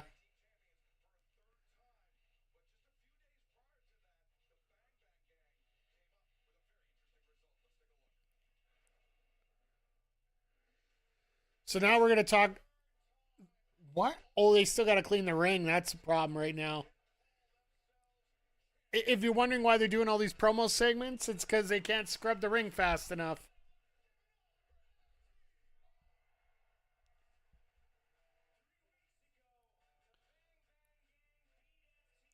The Bang Bang Gang for a first title defense for FTR isn't exactly the worst choice in the world. Because it is, once again, it's another makeshift team, right? Because Austin's usually with Colton.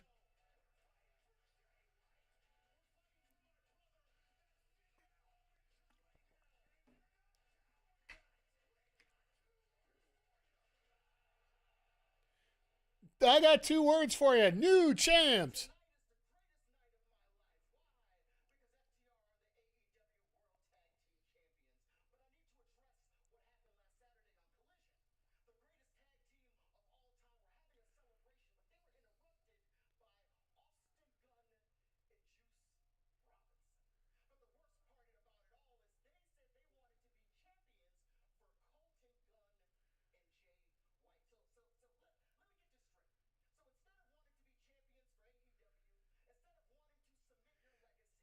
I love how Stokely could turn words so easily here.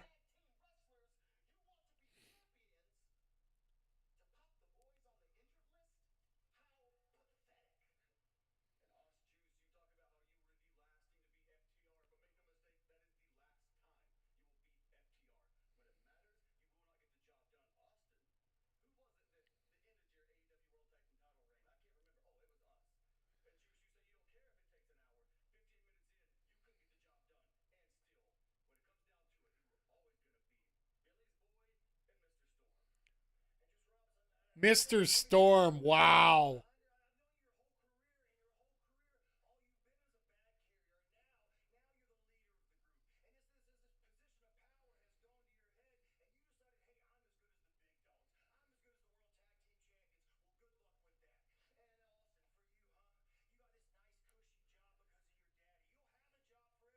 Uh huh. Actually, it is true that his dad was the source of getting the job.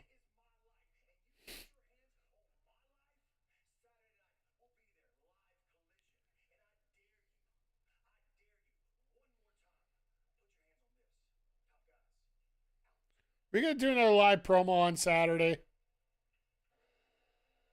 This is like in my GM where we try to get the feud up to a level 4 just through straight up promos, right? Sometimes you got to do it, but meh.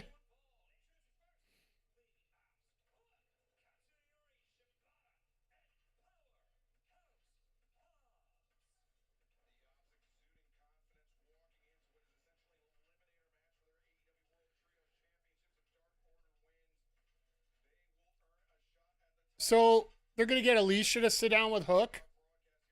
Mrs. MJF sitting down with Hook instead of Renee.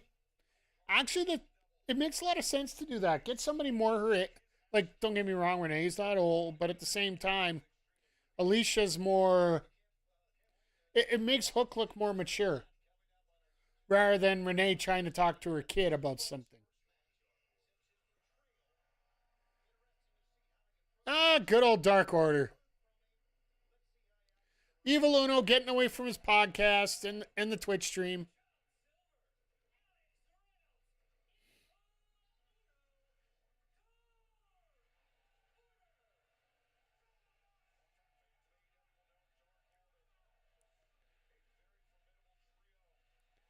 I would love to see the Dark Order win this just to get a trios title match out of the blue. Like, even if it is thanks to Hangman's help.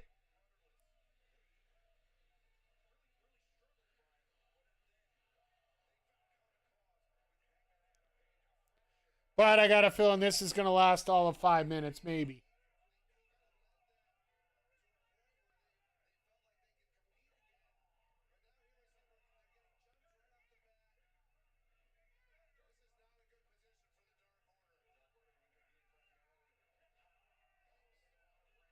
Love the security guy refused to move. All of a sudden, Uno had to tell him to move.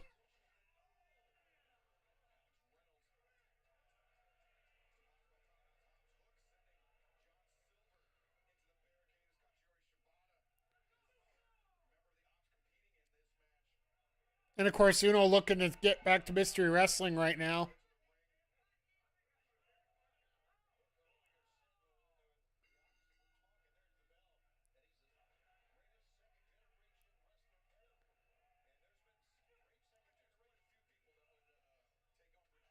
I think a lot of people take umbrage with the second generation wrestler stuff.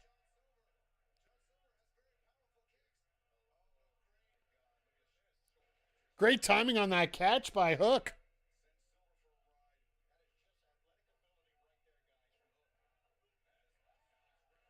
Reynolds, nice try.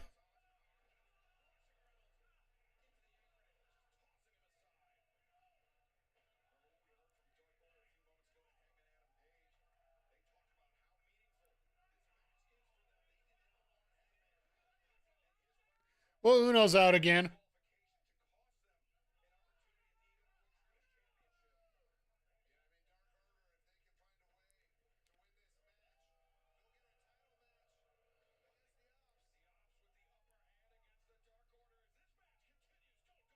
I love Hobbs just trash talking the whole time. All right, we're back in picture once again. Yeah, in terms of the tag titles, the trios titles, the women's tag titles, for a while there they were a bit of a focal point, but now it's just, is it just me or does it feel like AEW needs an extra hour somewhere, anywhere? Like, just needs a little bit more time for all this talent that they have. And I'm scared that it is a bit of a bubble that's going to burst here, that you're going to have to go one of two ways here. Either you're going to have to either flush the company of some talent, or you're going to have to get some more time to put that talent out there. Like, it's sort of the opposite of what we get with what's coming up with WWE, with SmackDown going back up to 3 hours. Raw is going to be 2.5, and SmackDown will be 3. And it almost feels like on SmackDown they don't have enough to fill, while AEW has too much to fill. It's a little bit of a dichotomy of which one do you want more? Do you want the too much or the not enough? Honestly, I have to say the too much is always a good thing, but it leaves way too many what ifs involved.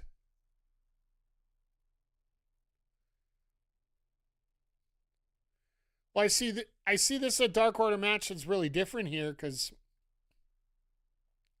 normally you got Alex Reynolds in the ring eating everything for Johnny Hungy to take the hot tag, and then Evil Uno comes out after, but looks like Johnny's going to be the one taking the abuse here for the first part of the match. I'm sort of happy that this is lasting a little bit more than one segment. I don't expect this to run more than another segment after that, but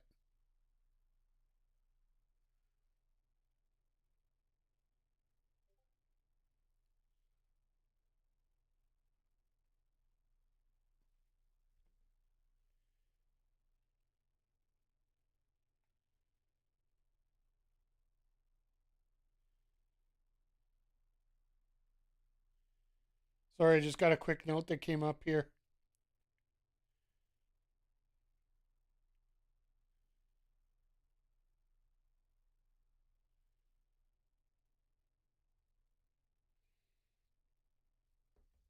So you come back from the picture. Sorry about that, chat. My apologies here. But yeah, like, I've always said that, this last month here, you don't need a lot of storyline in between. And realistically, we don't right now. Except next week, they're going to have to start filling in what they're going to do for World's End. Because right now, we only have 3 matches that are already booked for World's End at this point.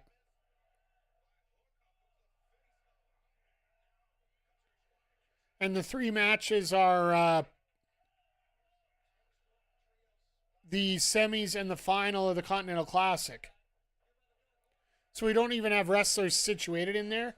I can understand why you wait to fill out this card right to the end, because, well, why do you want to announce Jet Speed in the match when they're already in the tournament and they could be wrestling in the playoffs, right?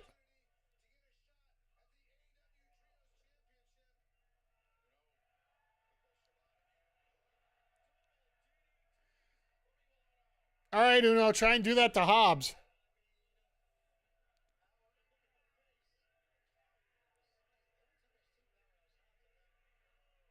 Uno getting the beef chance?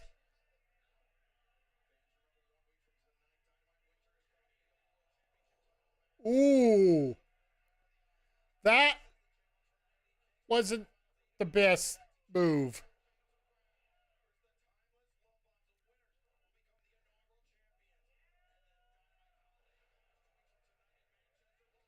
Oh, does MJF return with the Dynamite Diamond Ring being on the line in 2 weeks?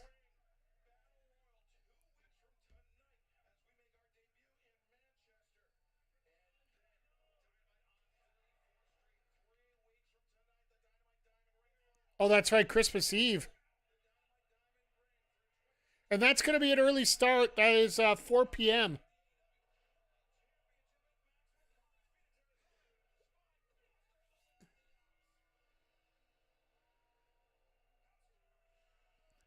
You know a match is very important when they're running down the extra cards during the finish of the match.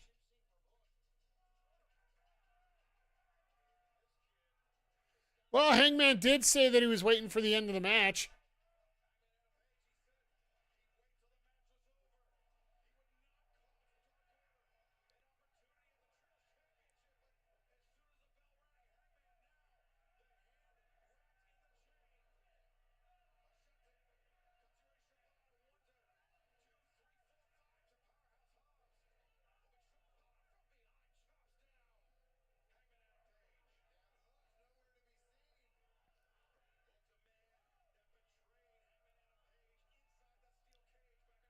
Hook booked out of there as fast as possible.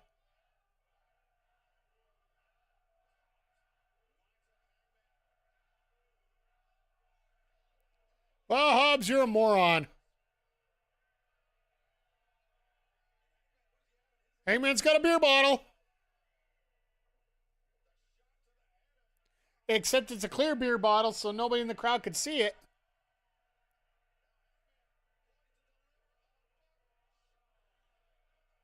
And there's security.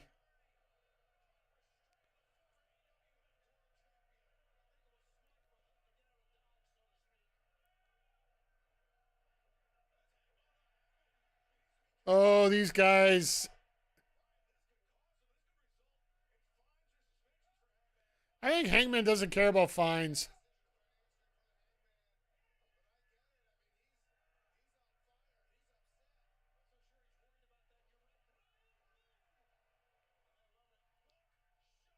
Hangman comes out, people want Swerve.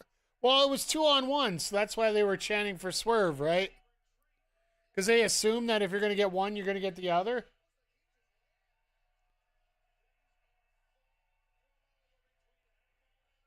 And next week, we very well could get a segment where the ops are out there and Swerve comes out and everybody cheers for Hangman.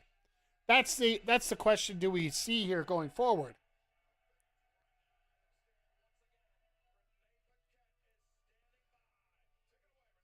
All right, Renee, what you got here for us?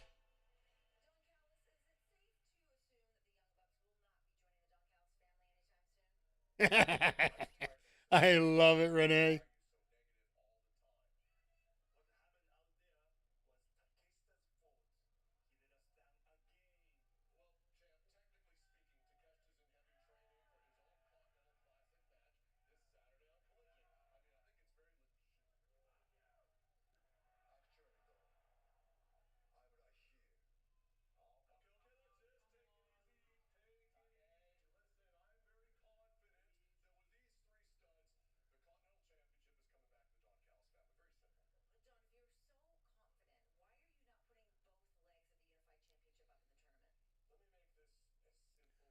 Wow.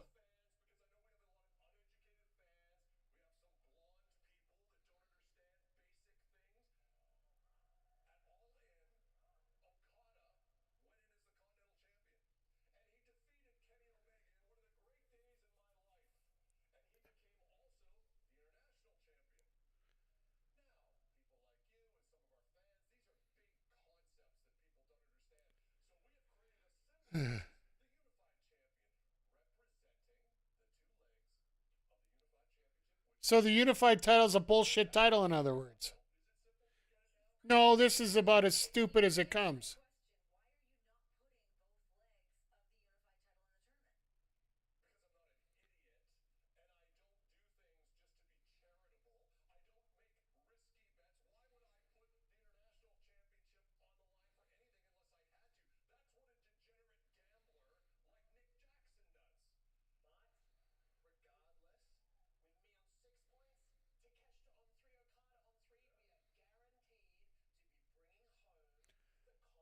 You're guaranteed. How does that Steiner math work out, Fletcher?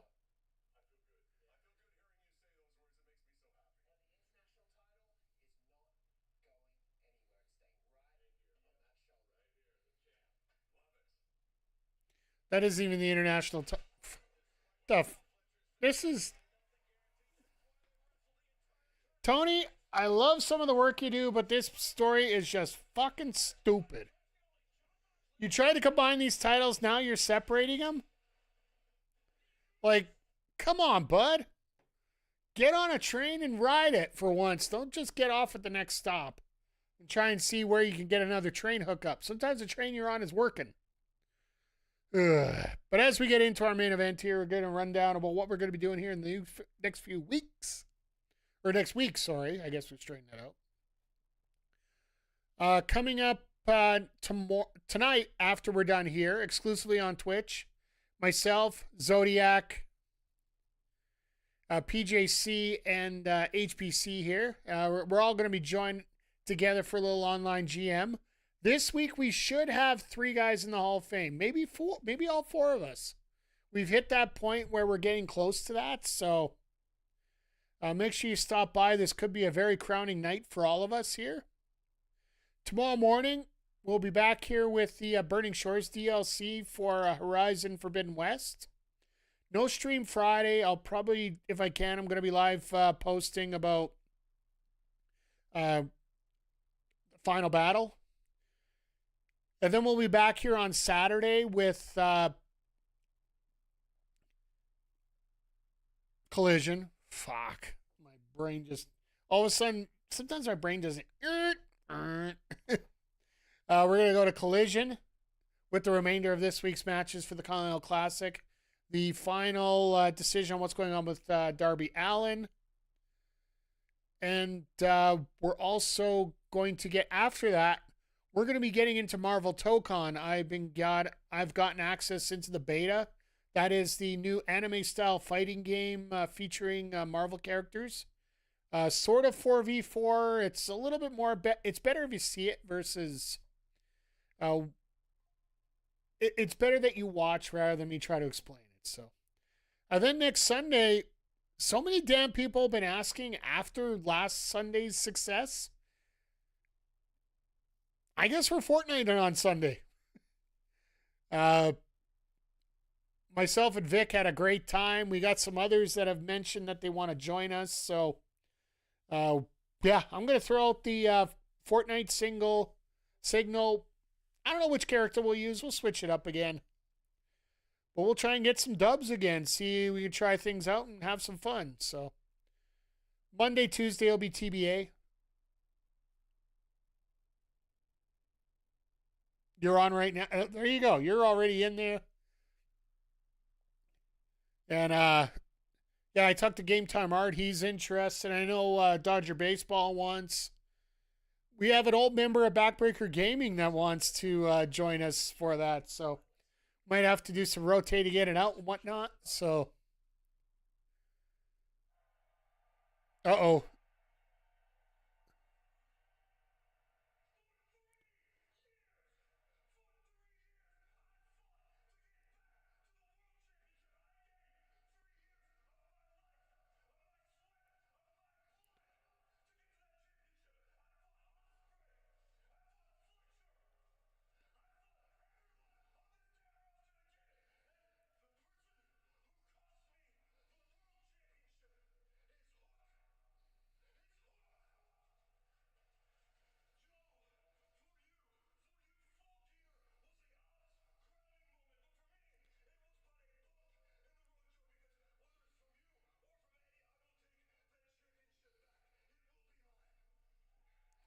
Okay.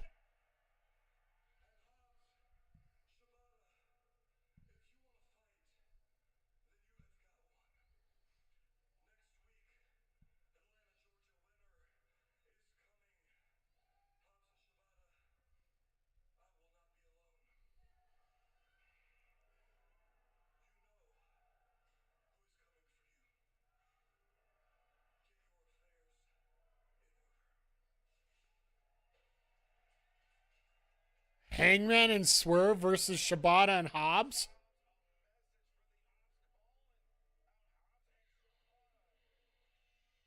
That's got to be Swerve as the other guys, so that's sort of obvious, but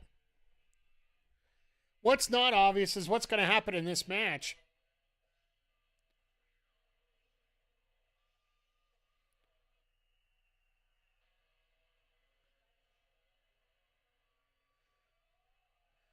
Mox coming in from outside. That did he steal my gimmick?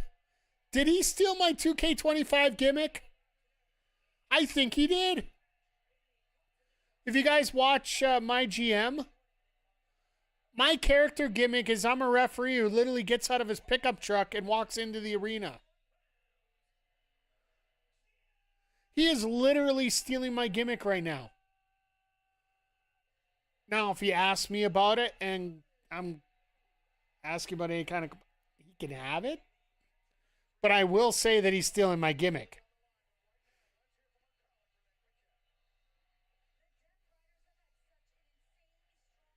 Renee's been all over this show tonight.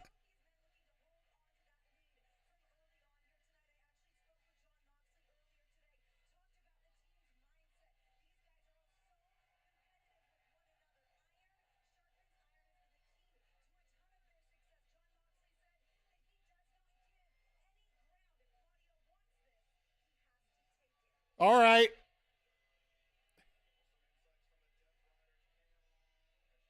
It's interesting. Every time I see Renee out there, I know we all know the facts, but it's sort of one of those things that everybody's sort of... It's one of those things everybody's in on the joke.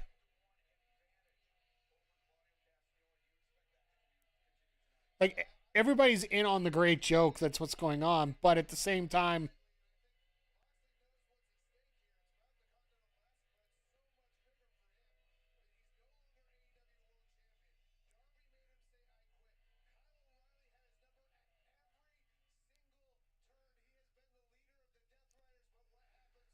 Like, he barely beat Commander, who, honestly, let's face it, Commander's number 6. He's here to say hello to everybody, and that's about it.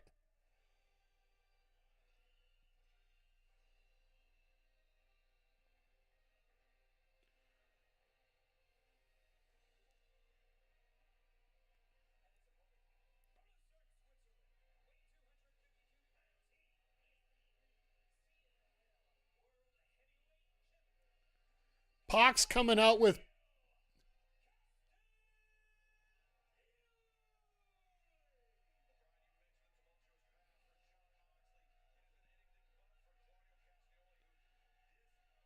Yeah, if you guys didn't see, there's the CMLL world title. Hell of a match. He just literally destroyed the champion. And Gran Guerrero's had that title, like... He had a Moxley length reign kind of thing.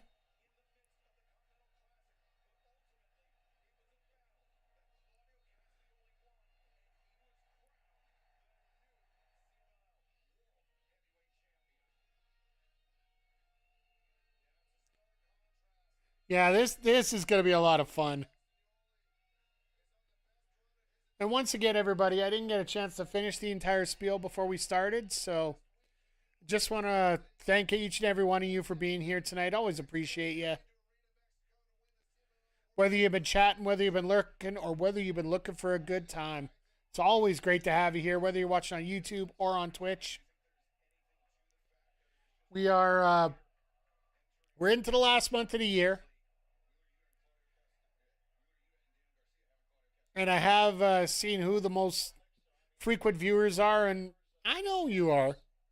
Like I said, I'm going to see if I can do something for you guys, but...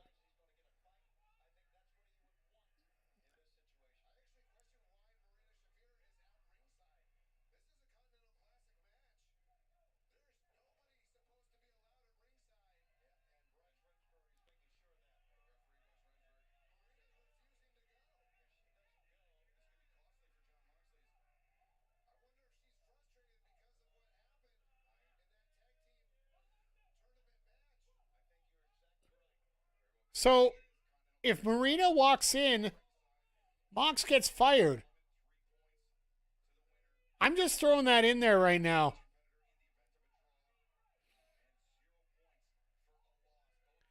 Could you imagine?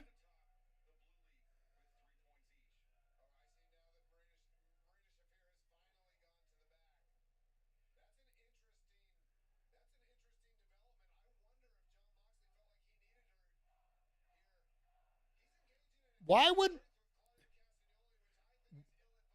Danielson nails it right on the head. Why is Mox going for a test of strength with Claudio?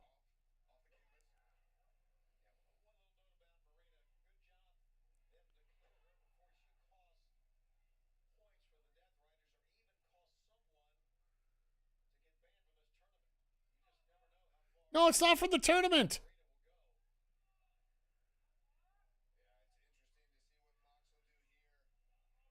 No, you're supposed to get fired. It is tough having a heel versus heel match as your main event. Because essentially that's what we got here tonight. Sorry, chat. Just doing some housekeeping here as I'm just getting ready for our second half of the show here.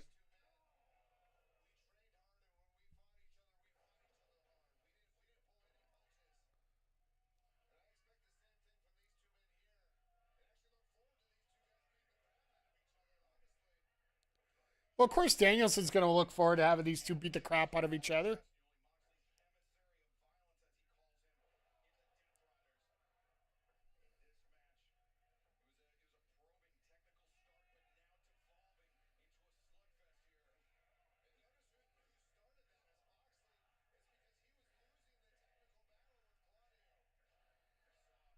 Yeah, this makes a lot of sense. Like, this is the way you want Mox to run versus the way you want Claudio to go. Claudio's a striker, but Moxley's a brawler. Like, the style looks great between the two of them.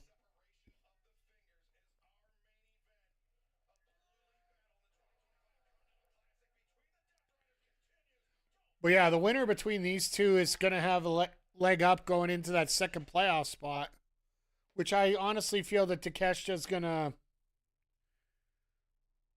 I almost feel like Takeshita might go for the clean sweep throughout this.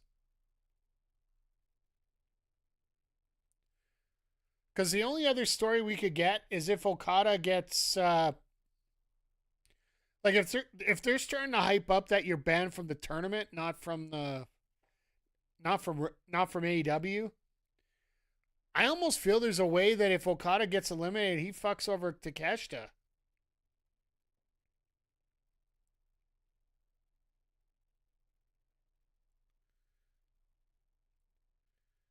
But yeah, this whole title situation on what they're doing here, like, don't get me wrong, I've been accused of being an AEW homer, but I'll be straight up. I think it's one of the dumbest things they could have done right now. Just move it to the unified title.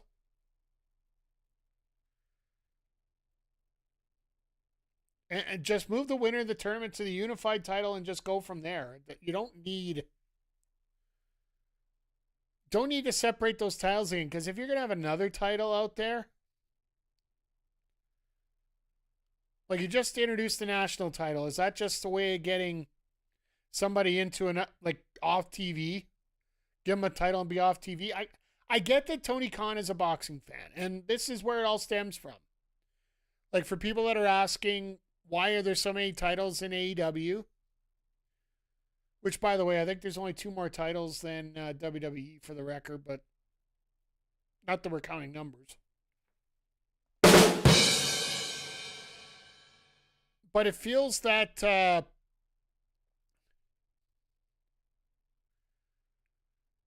it feels that it's a very boxing-like atmosphere when everybody can have a title, and then almost all the titles don't feel like a title, if that makes sense at all. Like, we're trying to have these titles have some prestige, but really they almost feel like they're just and Tony Khan does have this excuse for a lot of his matches. It almost feels like a prop towards an excuse to book matches, which absolutely, a title should be one of the main reasons that you do book a match, period.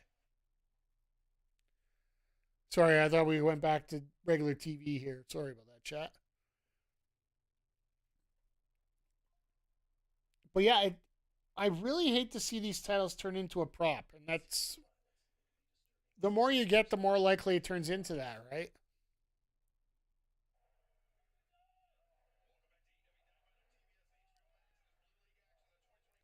These guys just beating the piss out of each other. I love every second of it.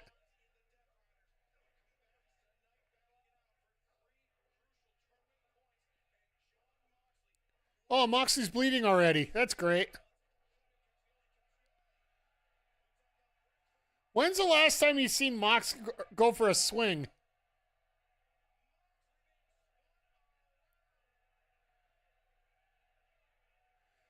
Claudio's going to wait like 20 minutes to get off that swing.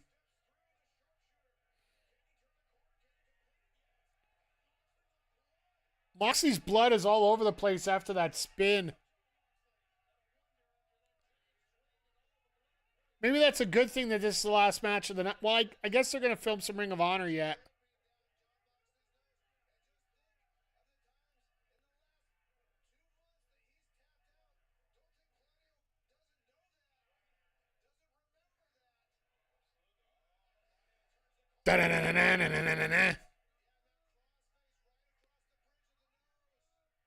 And with the blood, it makes it a lot harder to breathe.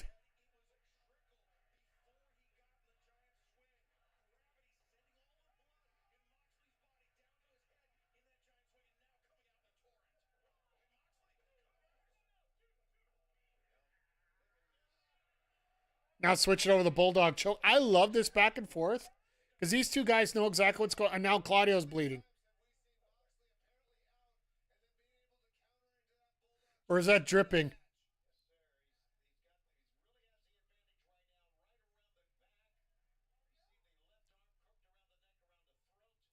Yeah, that's Moxley's blood.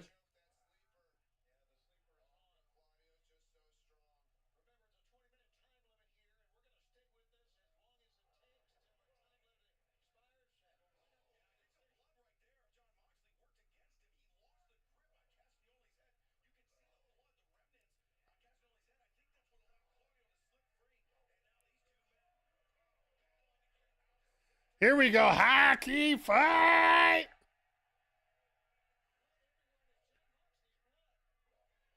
Like, it's funny because these fans, like I said, they really don't know who to cheer for here. Now they just know they're going to get some crazy stuff now.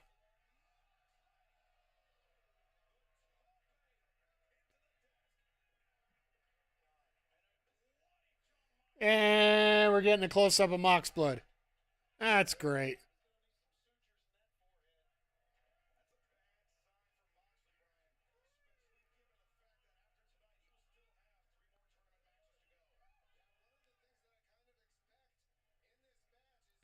Yeah, we still get Mox and Takeshita.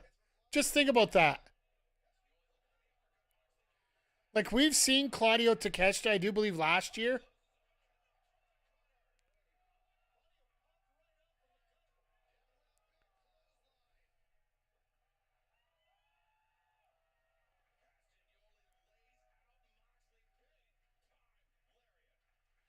I almost feel there's going to be a tie out of this. Yep, first time they've mentioned the time limit.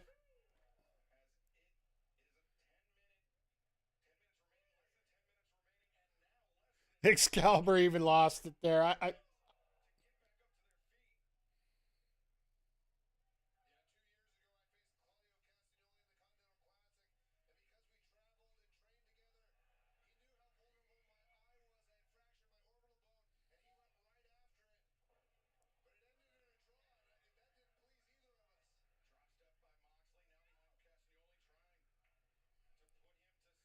Oh, the Suzuki move. Use a sleeper until you weaken him down.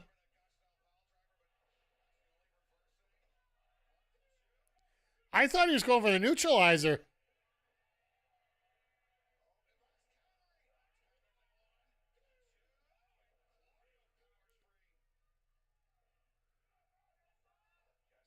Oh, damn.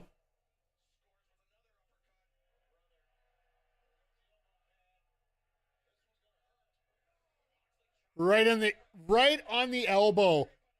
Moxley perfect with that shot.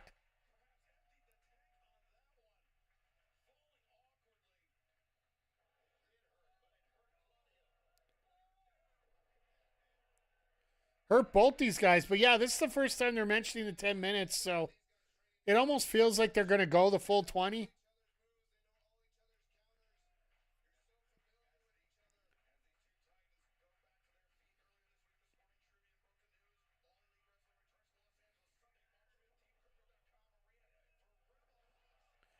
Don't get the stomp there, get the stomp there.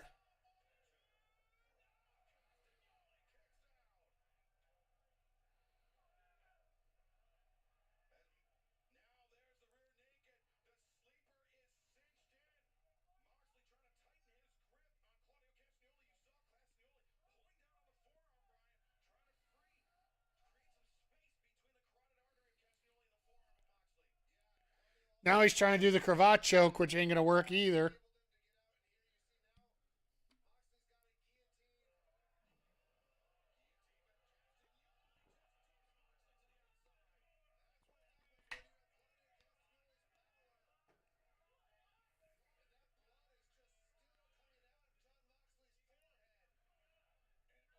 All right, double count out. Let's go.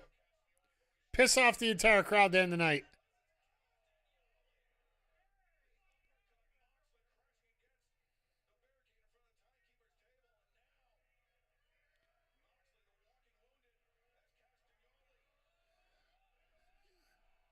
Oh, that was an awkward as hell stomp.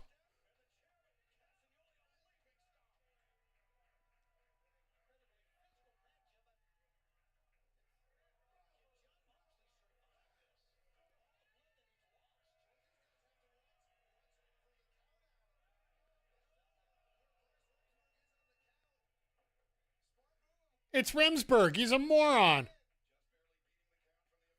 He forgets what a count is.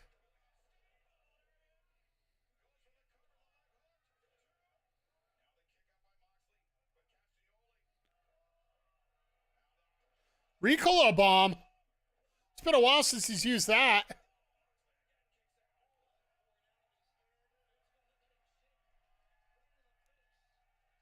Yeah, tie for both these guys.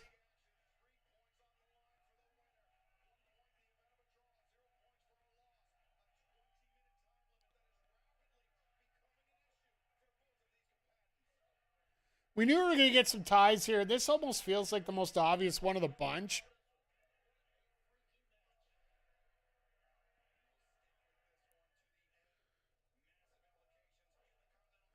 But realistically, if you look through the... like, this could bring in a Roddy Strong into it. Depending on what happens on Saturday. Like,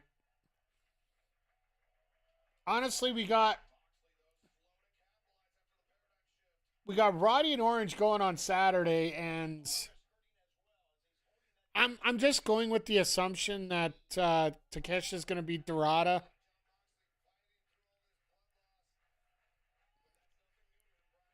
Since there's no interference, I don't see it not happening.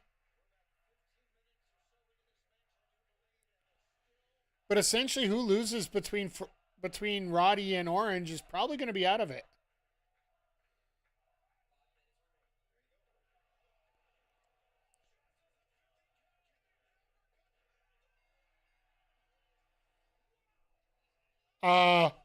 Hello?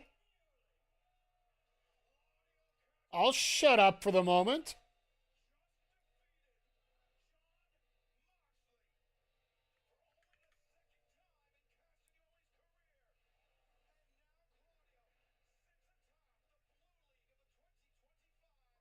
That was a little bit of insane, if you ask me.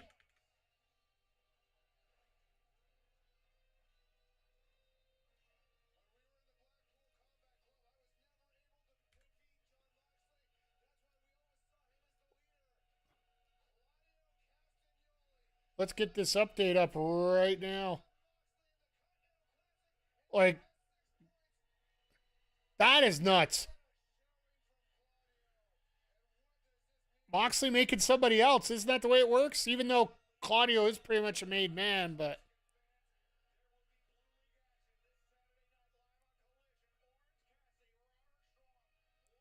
Moxley's a fallen hero. That's what he is. He's...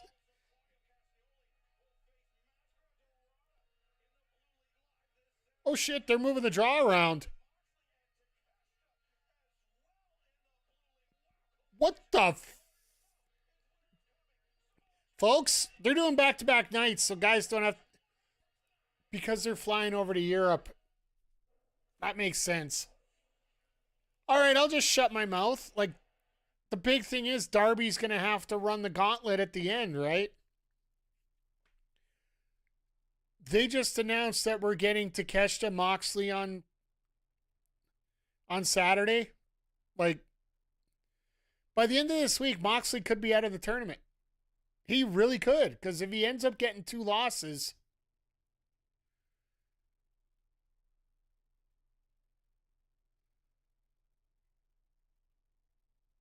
and then Claudio gets Dorada, so that'll be... I'm sorry, that's the free space in the bingo card. It looks like Claudio might come out of this week with 9 points with 1 to go, or with 2 to go. Granted, one of those is going to be against Takeshita, which is going to be a rematch like no other, but all in all tonight, I have to say, you know what? I'm not going to say the ultimate Dynamite, not the ultimate fail Dynamite, but between the women's tag match, which, don't get me wrong, they performed well. It's just nobody's giving me a reason to care at that point.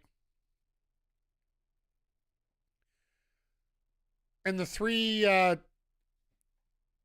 tournament matches, all were really good.